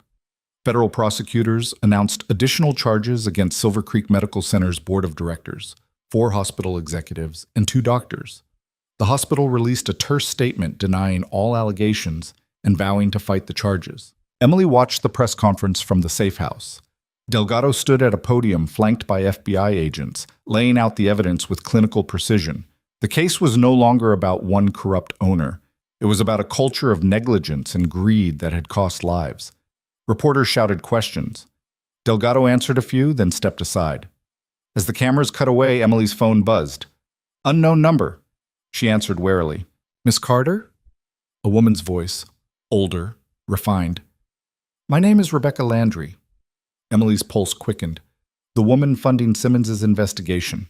The mother who'd lost her daughter. Mrs. Landry, I wanted to thank you personally. What you've done, it's given meaning to Melissa's death. I know that sounds insufficient, but it's the truth. Emily didn't know what to say. I'm sorry for your loss. I know you are. And I know you didn't do this for me. You did it because it was right. But I want you to know, if you need anything, resources, support, a job when this is over, you have it. People like you are rare. I appreciate that. There's something else. Rebecca's tone shifted, more businesslike. The hospital's lawyers are going to argue that the new charges are overreach. They'll claim we're scapegoating an entire institution for the actions of a few. They'll drag this out, try to settle quietly, make it go away. I won't let that happen. But I need your help. How? Public testimony. Not in court. In front of a congressional subcommittee. There's a hearing scheduled in 2 weeks on opioid distribution and healthcare oversight. If you testify about what you witnessed, it becomes a national story. The hospital can't bury it. Emily hesitated. I'm not a politician. I don't do speeches. You don't have to. Just tell the truth. That's all anyone needs to hear. Emily thought about the nurses in that community center. The ones who'd stayed silent for years because they didn't think anyone would listen. If she walked away now, their courage meant nothing. I'll do it. Good, I'll make the arrangements. Rebecca hung up. Emily sat alone in the quiet house, feeling the weight of what she'd just agreed to. Congressional testimony meant cameras, national media, her face and name everywhere. No more hiding. She called Simmons. I'm testifying in front of Congress in 2 weeks. Simmons swore softly. You know what that means? Every network, every paper, every hack with a blog is going to dig into your life. They'll find the worst moments, twist them, use them against you. Let them try. Carter, I'm serious. This isn't just the Holloways anymore. This is powerful people across the healthcare industry who don't want scrutiny. You're making yourself a target. I've been a target since the moment I caught Ryan. At least this way I control the narrative. Simmons was quiet for a moment. All right, we'll prep you. Media training, statement drafting, the works. You're not going into this blind. The next 2 weeks were brutal. Emily worked with Simmons and a media consultant Rebecca Landry hired, a sharp-eyed woman named Kelsey who'd prepped senators and CEOs for hostile questioning. You're going to face 3 types of questions, Kelsey explained during their first session. Softballs from allies, designed to let you tell your story. Hostile questions from hospital industry defenders, trying to discredit you. And wild cards, grandstanding politicians using you as a prop for their own agendas. Your job is to stay calm, stick to facts, and never get defensive. They ran mock hearings. Kelsey played a hostile senator, grilling Emily on her military record, her motives, her credibility. Emily stumbled at first, anger flaring when Kelsey implied she was lying for attention, but she learned to breathe through it, to answer simply and move on. Better, Kelsey said after the 5th session, but you still tense up when they attack your service. That's what they'll target. Be ready. Emily practiced until the answers felt automatic, until she could hear the worst accusations and respond without flinching. The hearing was held in a packed committee room in Washington, D.C. Emily sat at a long table facing a raised platform where 15 senators perched like judges. Behind her, the gallery overflowed, reporters, advocates, hospital lobbyists in expensive suits. Rebecca Landry sat in the front row, her expression composed but her eyes locked on Emily with quiet intensity. The committee chair, a gray-haired senator from Michigan, called the session to order. Today we examine systemic failures in healthcare oversight, focusing on the recent case at Silver Creek Medical Center. Our first witness is Miss Emily Carter, former combat medic and nurse. Emily raised her right hand, swore to tell the truth, and began. She spoke for 20 minutes. No notes. No script. Just the facts. What she'd seen. What she'd reported. How the system had tried to silence her. She described the nurses too scared to speak up, the executives who prioritized profit over patients, the institutional rot that allowed people like Gerald Holloway to thrive. When she finished, the room was silent. The Michigan senator nodded. Thank you, Miss Carter. Questions from the committee? A senator from Texas leaned forward, older white man, known for defending business interests. Miss Carter, isn't it true you were discharged from the Army due to psychological issues? Emily met his eyes. I was honorably discharged after completing my service. A commanding officer filed a retaliatory complaint that was dismissed. But you do have PTSD? I have the same challenges many veterans face after combat. That doesn't make me unreliable. It makes me someone who's seen what happens when systems fail and people die because of it. The Texas senator frowned. You're asking this committee to believe that an entire hospital, doctors, nurses, administrators, conspired to cover up criminal activity. Isn't it more likely you misunderstood what you saw? I didn't misunderstand Ryan Holloway's hands on those vials. I didn't misunderstand his father threatening me. And I didn't misunderstand the 12 other witnesses who've come forward with their own accounts. A younger senator from California jumped in. Miss Carter, what would you say to healthcare workers afraid to report misconduct? Emily paused. I'd say it's terrifying. You risk everything, your job, your reputation, your safety, but staying silent means being complicit, and I couldn't live with that. The hearing continued for another hour. Some senators lobbed softballs, others tried to poke holes, but Emily held steady, answering each question with the same measured calm Kelsey had drilled into her. When it ended, the Michigan senator thanked her for her service and her courage. Emily stood, nodded, and walked out of the committee room into a hallway swarming with reporters. Cameras flashed, microphones thrust toward her face, questions shouted from all directions. Simmons appeared, guiding Emily through the crowd to a side exit. They climbed into a waiting car and the chaos faded behind tinted windows. "You did good," Simmons said. Emily leaned back, exhausted. "Did it matter? You're trending on every platform. The hospital's stock dropped 15%. 3 board members resigned this afternoon." "Yeah, it mattered." Emily closed her eyes. She felt hollowed out, wrung dry. But somewhere underneath the exhaustion, something else stirred, a sense that maybe, finally, the tide was turning. Back in Riverton, 2 days later, Emily met with Dana and the other nurses at a diner near the hospital. They'd been watching the hearing coverage, reading the responses flooding social media, patients sharing their own stories of negligence at Silver Creek, families of people who died demanding investigations. "It's working," Dana said. "Administration's panicking. They held an all-staff meeting this morning, promised transparency and reform. Half of us laughed." Gloria stirred her coffee. "They're scared. That's good. Scared people make mistakes." Teresa leaned forward. "What happens next? More hearings?" Emily shook her head. "Federal trial starts in 3 months. The board, the executives, they'll all face charges. If we win, the hospital gets restructured, maybe sold. If we lose, they walk and nothing changes." "We won't lose," Gloria said quietly. "Not after this." Emily wanted to believe that, but she'd seen too many systems protect themselves. Too many powerful people escape consequences. Optimism felt dangerous. Her phone buzzed, Delgado calling. Emily stepped outside to answer. "What's up?" Gerald Holloway's lawyers filed a motion. They're claiming he's suffering from a deteriorating medical condition and requesting compassionate release pending appeal. Emily's jaw tightened. "He's been in custody for 4 months. I know. It's a stalling tactic. They're hoping for sympathy, trying to delay the trial, but there's something else. We intercepted a communication between Gerald and one of the remaining board members. Encrypted message discussing payment transfers to offshore accounts. He's still running things from inside." "How is that possible?" "Prison contraband. Corrupt guards. Money buys access, even behind bars. We're investigating, but it confirms what we suspected. Gerald's not done fighting." Emily stared out at the street. Cars passed. Normal people living normal lives. And somewhere in a federal prison, a man who'd ordered his own son's murder was still pulling strings. "What do you need from me?" "Stay visible. Keep pressure on. The more public this stays, the harder it is for them to maneuver in the shadows." Emily hung up and returned to the diner.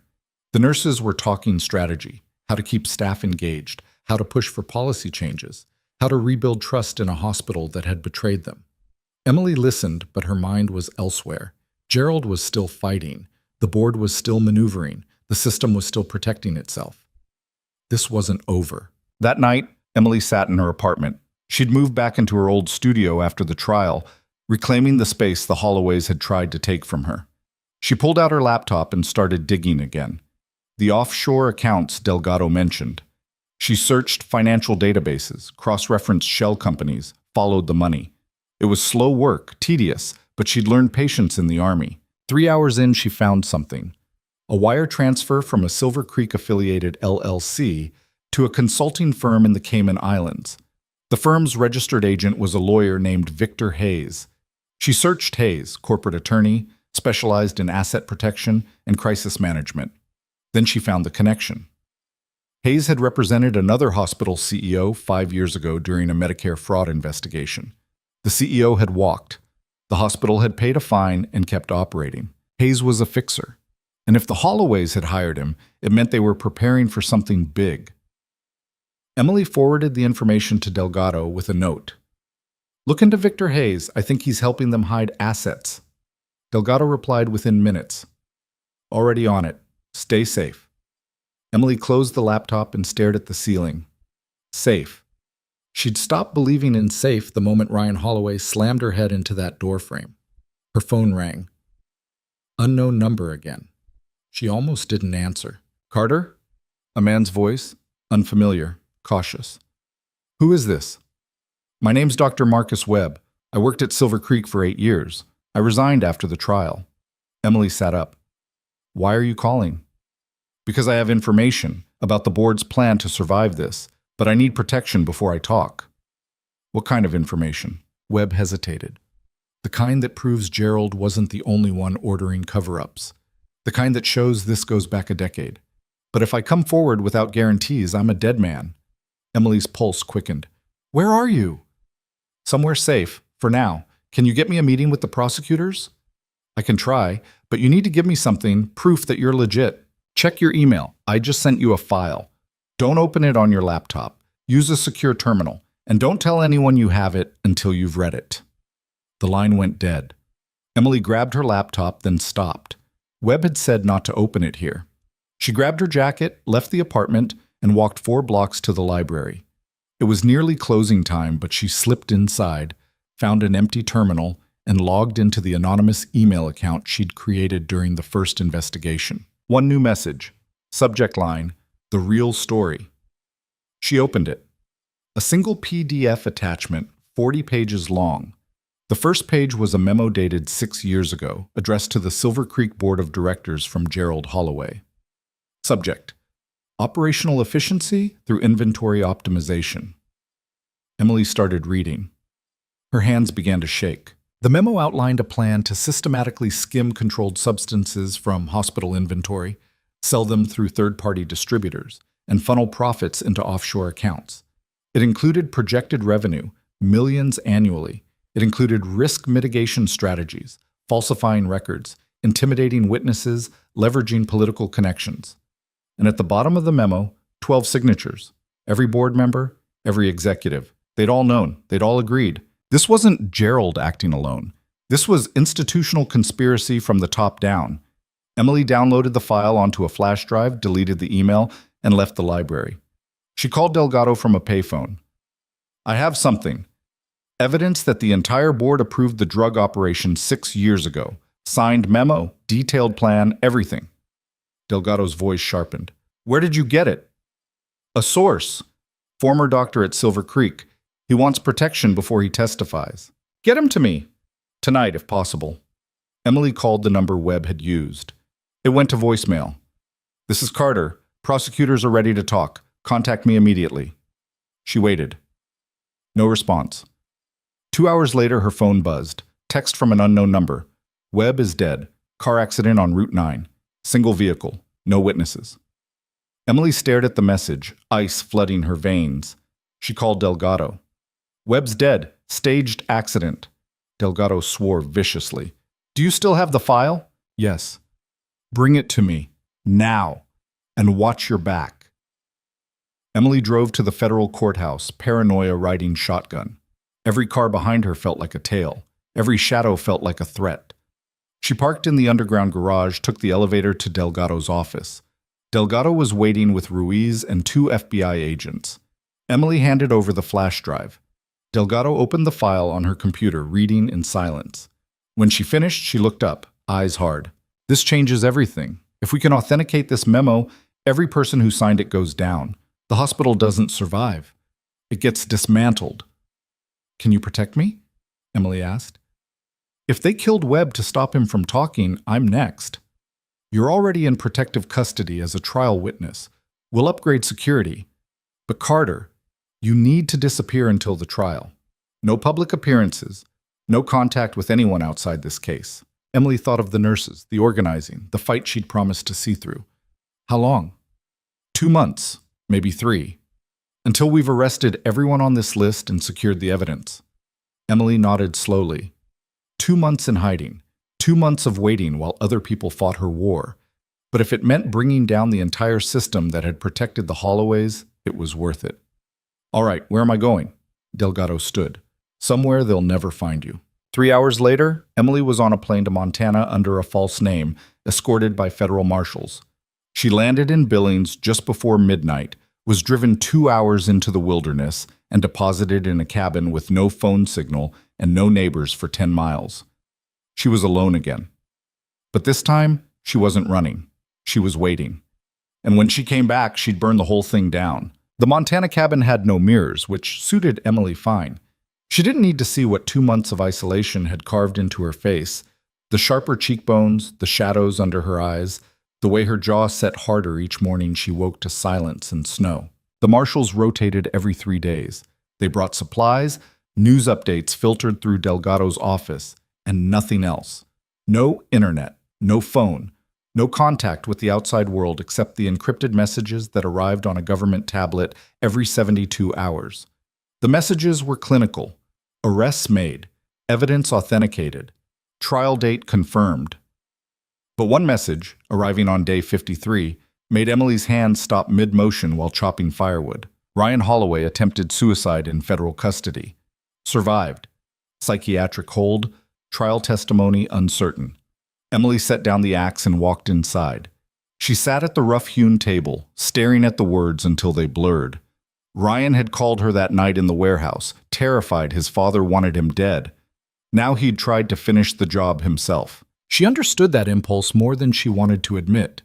The weight of surviving when you'd rather not. The exhaustion of being the person everyone needed you to be. But understanding didn't mean forgiving. Ryan had assaulted her, stolen from people in pain, built his life on the suffering of addicts like himself. Sympathy had limits. The next message arrived 3 days later. Ryan stable. Will testify via video link. Trial proceeds as scheduled. Emily exhaled slowly. The case would move forward. That's what mattered. On day 68, the final message came. All targets in custody. Trial starts Monday. Transportation arranged. Be ready 600 tomorrow. Emily packed her single duffel bag. The same clothes she'd arrived with, worn thin from washing in the cabin's ancient sink. She'd spent 2 months in this place and left nothing behind except wood ash and boot prints in the snow. The marshals arrived before dawn. The drive back to Billings took 3 hours through mountain roads slick with ice. Emily watched Montana disappear through the window, feeling nothing. She'd gotten good at feeling nothing. The flight to Riverton was short. She landed at noon, was escorted through a private terminal, and driven straight to the federal courthouse. Delgado met her in a secure conference room, looking older and more tired than Emily remembered. "Welcome back." Delgado set down a coffee she hadn't touched. "Trial starts in 48 hours. You ready?" "Does it matter?" "It does to me. The jury needs to see someone who survived this and came out fighting. If you walk in looking defeated, the defense will use it." Emily met her eyes. "I'm not defeated. I'm just done pretending this is anything other than what it is." "Which is?" "A reckoning." Delgado almost smiled. "Good. Hold on to that." The trial began on a Monday morning in February, the courtroom packed beyond capacity. Metal detectors backed up for blocks. Protesters lined the courthouse steps, some supporting the hospital, most demanding justice. News helicopters circled overhead. Emily sat in the witness room with Donna, Teresa, Gloria, and 8 other nurses who'd agreed to testify. They waited in tense silence, watching the proceedings on a closed-circuit monitor. The prosecution opened with the memo. Ruiz displayed it on screens throughout the courtroom, walking the jury through every signature, every dollar amount, every calculated decision to profit from human suffering. This wasn't negligence, Ruiz said. This was conspiracy. 12 people in positions of power agreed to turn a hospital into a drug distribution network. They signed their names to it, and when they got caught, they tried to blame one man and bury the rest. The defense attorneys, 6 of them, representing different defendants, attacked from every angle. The memo was fabricated. The signatures were forged. Dr. Webb, the source, was dead and couldn't be cross-examined. Emily Carter was a disgruntled employee with mental health issues seeking revenge. But the evidence was overwhelming. Financial records matched the memo's projections. Offshore accounts tied to board members contained millions. Witnesses testified to years of intimidation and cover-ups. On day 3, Emily took the stand. The lead defense attorney was a woman this time, Caroline Fisher, 50, Harvard-educated, known for shredding witnesses. She approached with a smile that didn't reach her eyes. "Miss Carter, you've testified that you witnessed Ryan Holloway stealing drugs. But isn't it true you were fired from Silver Creek before this alleged incident?" "I was suspended after reporting the theft, not fired." "Semantics. The point is, you had a grudge against the Holloway family." "I had evidence of a crime." Fisher pulled out a document. Your military discharge papers cite psychological stress incompatible with continued service. That's code for PTSD, isn't it? Emily kept her voice level. I served 3 tours in combat zones. I came home with the same scars a lot of veterans carry. That doesn't make me a liar. But it does affect your perception. Trauma can distort memory, create false patterns, make you see threats that aren't there. Emily leaned forward slightly. I know the difference between a flashback and reality, Ms. Fisher. Ryan Holloway's hands on those vials were real. His father's threats were real. Dr. Webb's murder was real. If you're trying to convince this jury that I imagined all of it, you're going to need better questions. A murmur ran through the courtroom. The judge banged his gavel. Fisher's smile thinned. You've made quite a career out of this case, haven't you? Book deals, speaking engagements, media appearances. I haven't signed any deals or given any speeches except under subpoena. I'm a nurse. That's all I've ever wanted to be. Yet here you are, the star witness in the biggest healthcare corruption trial in a decade. Emily held her gaze. Here I am because 12 people thought they could profit from addiction and no one would stop them. I stopped them. If that makes me the villain in your story, I can live with that. Fisher asked a few more questions, but the damage was done. The jury saw exactly what Delgado wanted them to see. Someone who'd risked everything and refused to back down. When Emily stepped down, she caught Gerald Holloway's eyes from the defense table. He looked smaller now, diminished by months in custody. But his stare still carried that cold calculation, the certainty that money and power would save him. She stared back until he looked away. Ryan testified on day 6 via video link from the psychiatric facility. He looked hollowed out, decades older than 28. His voice was flat, medicated. The prosecutor asked him about the memo.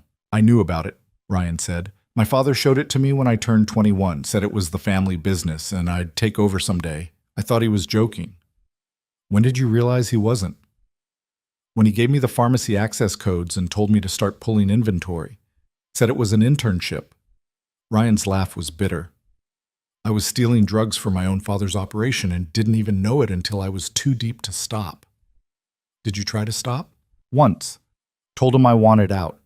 He said if I walked, he'd make sure I went to prison for everything I'd done. So I kept going. And I started using because it was the only way to deal with what I'd become. The defense tried to discredit him. Addict, liar, desperate for leniency. But Ryan's testimony matched the financial records, the witness statements, the memo. He was complicit, yes, but he was also a victim of a system built to protect itself by sacrificing its weakest link. Emily watched him on the monitor and felt something unexpected, not forgiveness, but understanding. Ryan had been used the same way the hospital used everyone. The only difference was his last name. The trial lasted 3 weeks. Witness after witness, document after document. The defense fought hard, but the evidence was a wall they couldn't scale. On the final day, Delgado delivered her closing argument. The defense wants you to believe this was isolated corruption. One bad man, Gerald Holloway, who fooled everyone around him. But the evidence shows something different. It shows a system designed to exploit the vulnerable and protect the powerful. It shows 12 people who signed a document agreeing to profit from addiction. It shows executives who silenced whistleblowers. It shows a culture where money mattered more than lives. She paused, looking at each juror. Emily Carter could have stayed quiet. She could have taken the settlement, disappeared, let this continue. Instead, she stood up. And because she did, we're here, asking you to hold these people accountable, not for one crime, for years of them. The jury deliberated for 2 days. When they returned, the verdict was read in a courtroom so silent Emily could hear her own heartbeat. Guilty, on all counts. All 12 defendants. The room exploded. Reporters scrambled for exits. Families wept. Defense attorneys immediately filed appeals. Emily sat motionless, watching Gerald Holloway's face as the judge read the sentence. Life in prison.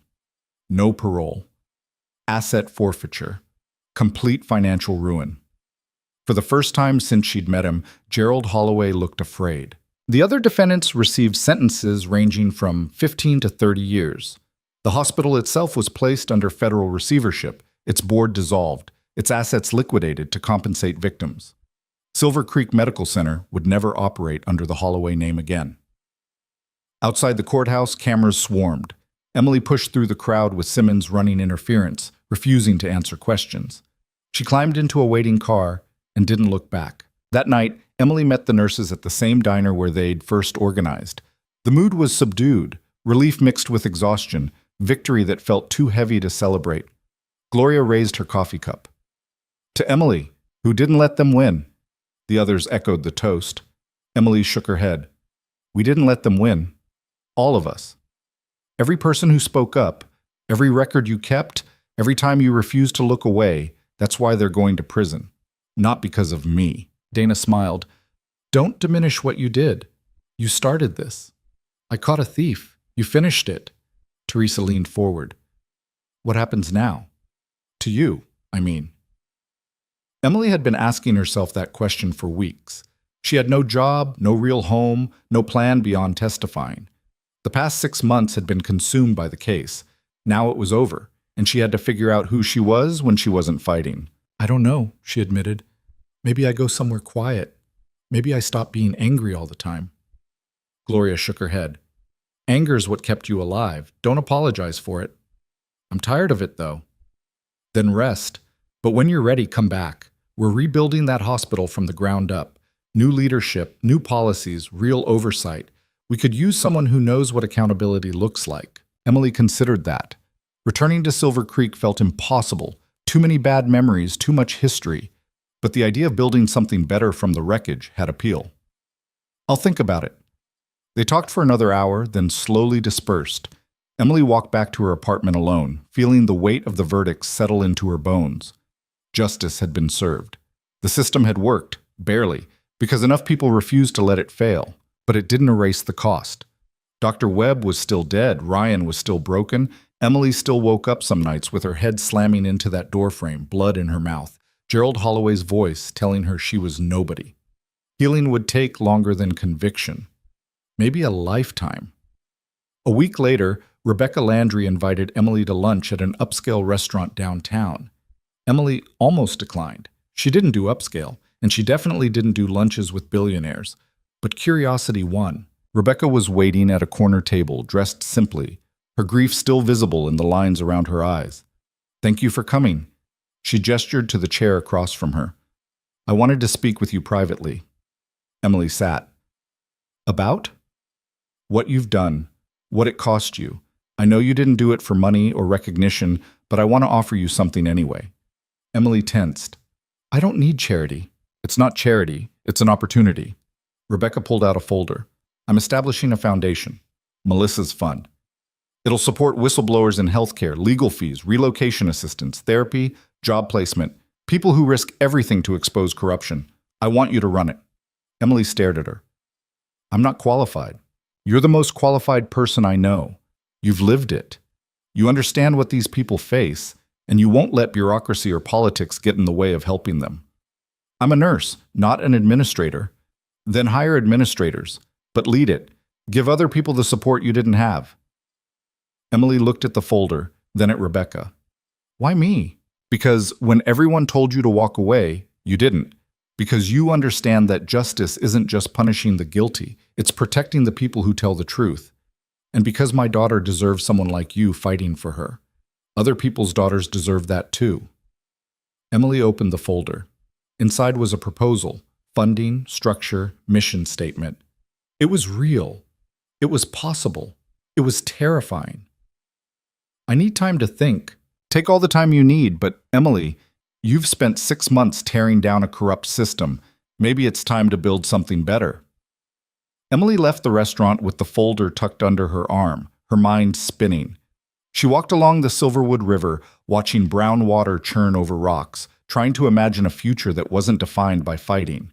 She thought about the nurses, the soldiers she'd lost, the people who'd stayed silent because the cost of speaking was too high. Maybe Rebecca was right. Maybe the next fight wasn't about exposing corruption. It was about making sure the next Emily Carter didn't have to fight alone. 2 weeks later, Emily stood in front of Silver Creek Medical Center for the first time since her suspension. The building looked the same, glass and chrome, the silver maple leaf logo still hanging above the entrance, though workers were removing it as she watched. Federal oversight had transformed the place. New leadership, new policies, unannounced inspections. The pharmacy vault required biometric scans from 2 people simultaneously. Inventory was audited daily. Whistleblower protections were codified in contracts. Dana met her in the lobby. "You came. You asked. I didn't think you would." Emily looked around. Nurses moved through the halls, some familiar, some new. Patients filled the waiting area. The hospital was functioning, healing, trying to rebuild trust one day at a time. "I'm not coming back to work here," Emily said, "but I'll consult. Help design the oversight protocols. Make sure what happened to me doesn't happen to anyone else." Dana smiled. "That's all we need. Someone who won't let us forget." They walked through the building together, past the pharmacy where it had all started, past the ICU where Emily had spent countless nights saving lives. It felt different now, lighter somehow. The rot had been cut out, and what remained was fragile but clean. Emily stopped outside the employee entrance where security had escorted her out 6 months ago. She remembered that night, the humiliation, the fury, the certainty that she'd lost everything. She hadn't lost. She'd won.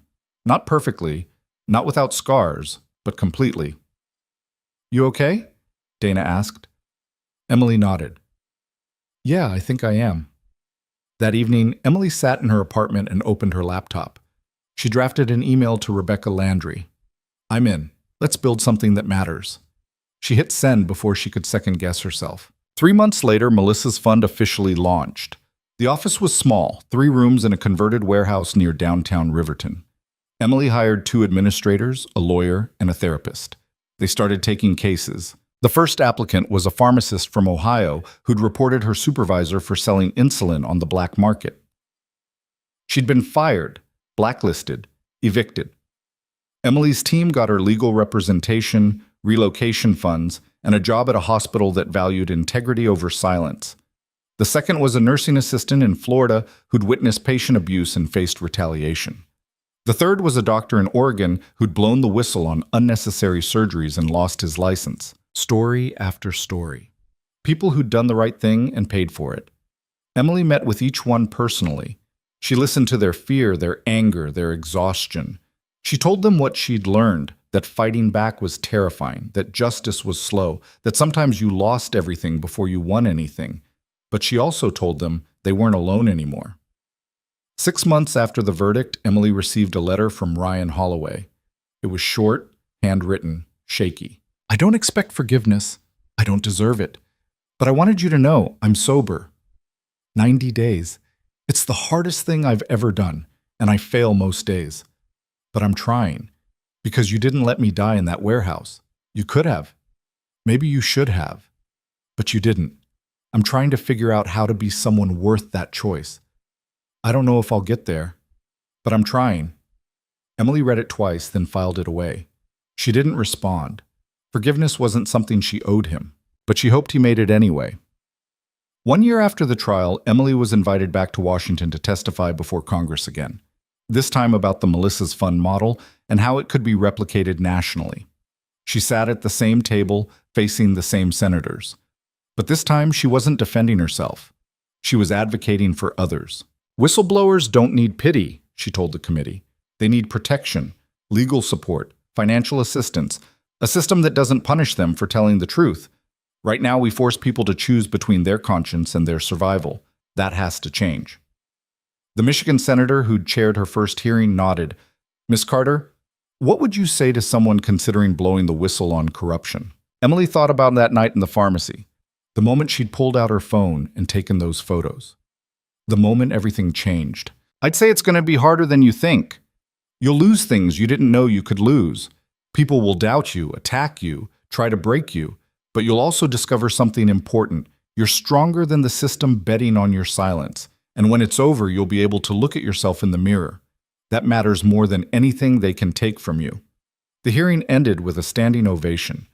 Emily left the committee room and found Simmons waiting in the hallway.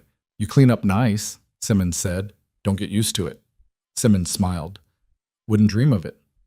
"Listen, Rebecca's talking about expanding the fund, opening offices in 5 more cities. She wants to know if you're ready." Emily looked out the window at Washington's marble monuments, built to commemorate people who'd fought for things bigger than themselves. She thought about the nurses in that community center, the soldiers in that photo on her wall. The people who'd survived because someone refused to look away. Yeah, she said. I'm ready. 2 years after catching Ryan Holloway in that pharmacy, Emily stood on a stage at a healthcare reform conference in Chicago. 500 people filled the auditorium: nurses, doctors, advocates, survivors. She'd been asked to give the keynote. She'd written 3 different speeches and hated all of them, so she spoke from the heart instead. I didn't set out to be a whistleblower. I just wanted to do my job. But when I saw something wrong, I had 2 choices: stay quiet and keep my life, or speak up and risk everything. I chose risk, and I lost a lot: my job, my safety, my peace of mind. But I gained something too. I gained proof that one person standing up can make a difference. Not easily, not quickly, but absolutely. She paused, looking out at the audience. The system counts on our silence. It banks on our fear, our exhaustion, our belief that we're too small to fight back. But here's what I learned. We're not too small. We're just isolated. And when we stop being isolated, when we stand together and refuse to accept corruption as normal, the system breaks. Not because we're powerful, because we're persistent. She thought about Gerald Holloway in that courtroom, hearing the verdict. The look on his face when he realized money couldn't save him. So if you're sitting on evidence of wrongdoing, if you're afraid to speak up, if you think no one will believe you, know this. Someone will. We will.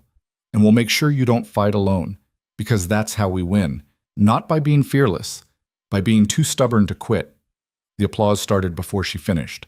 Emily stepped off the stage feeling lighter than she had in years. That night she called Dana. How's Silver Creek? Better. Still a mess in some ways, but better. We're actually staffed properly now. New CEO is tough but fair. No one's stealing from the pharmacy. Dana paused. We miss you, though. I miss it too sometimes. The good parts, anyway. You could come back, not as a nurse, as a consultant. Help train the new staff on spotting warning signs. Emily considered it. Maybe. When things settle with the fund. You say that, but things never settle with you. You're always fighting the next fight. Emily smiled. Someone has to. Yeah, but don't forget to live too. After they hung up, Emily sat on her apartment balcony watching Riverton's lights spread below. The city looked different now. Not because it had changed, but because she had.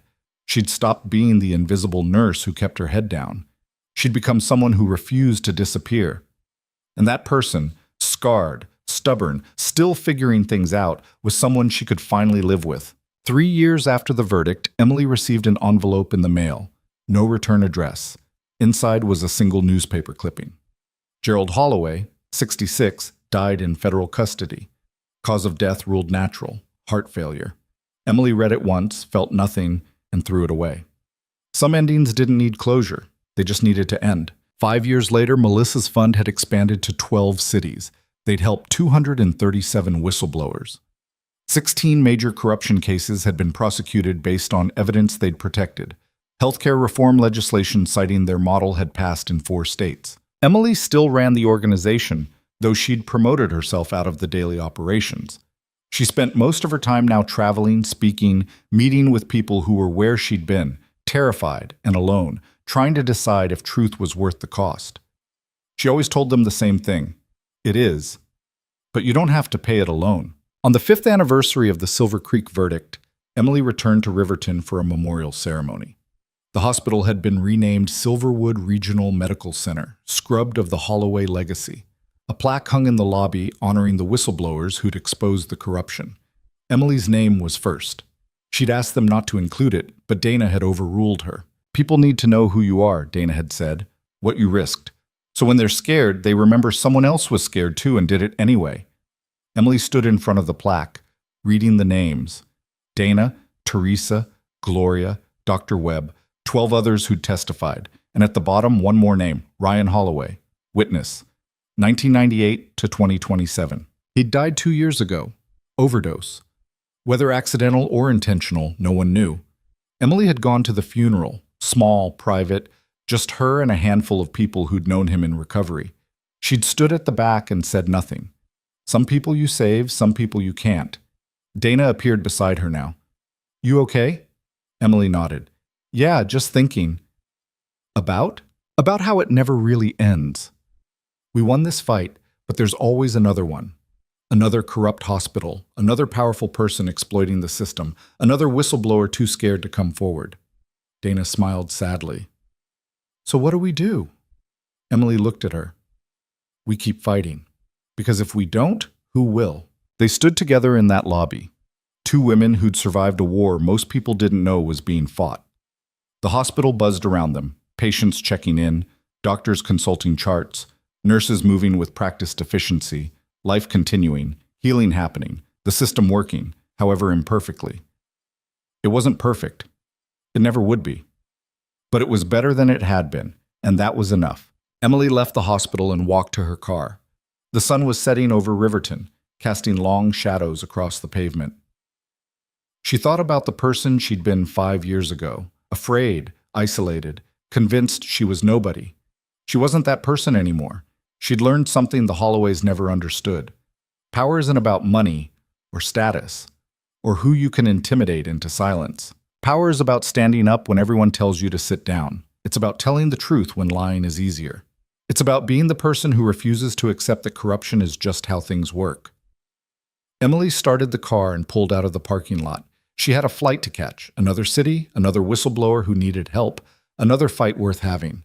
The war never ended, but she'd learned how to keep fighting without letting it destroy her. And somewhere, in hospitals and offices and quiet rooms across the country, other people were learning that too. Learning that one voice could matter, that silence could be broken, that the system only won if you let it. Emily drove toward the airport as Riverton disappeared in her rearview mirror.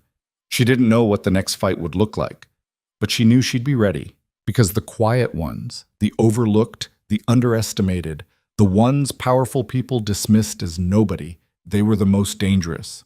They had nothing left to lose except their silence, and Emily Carter had lost that a long time ago.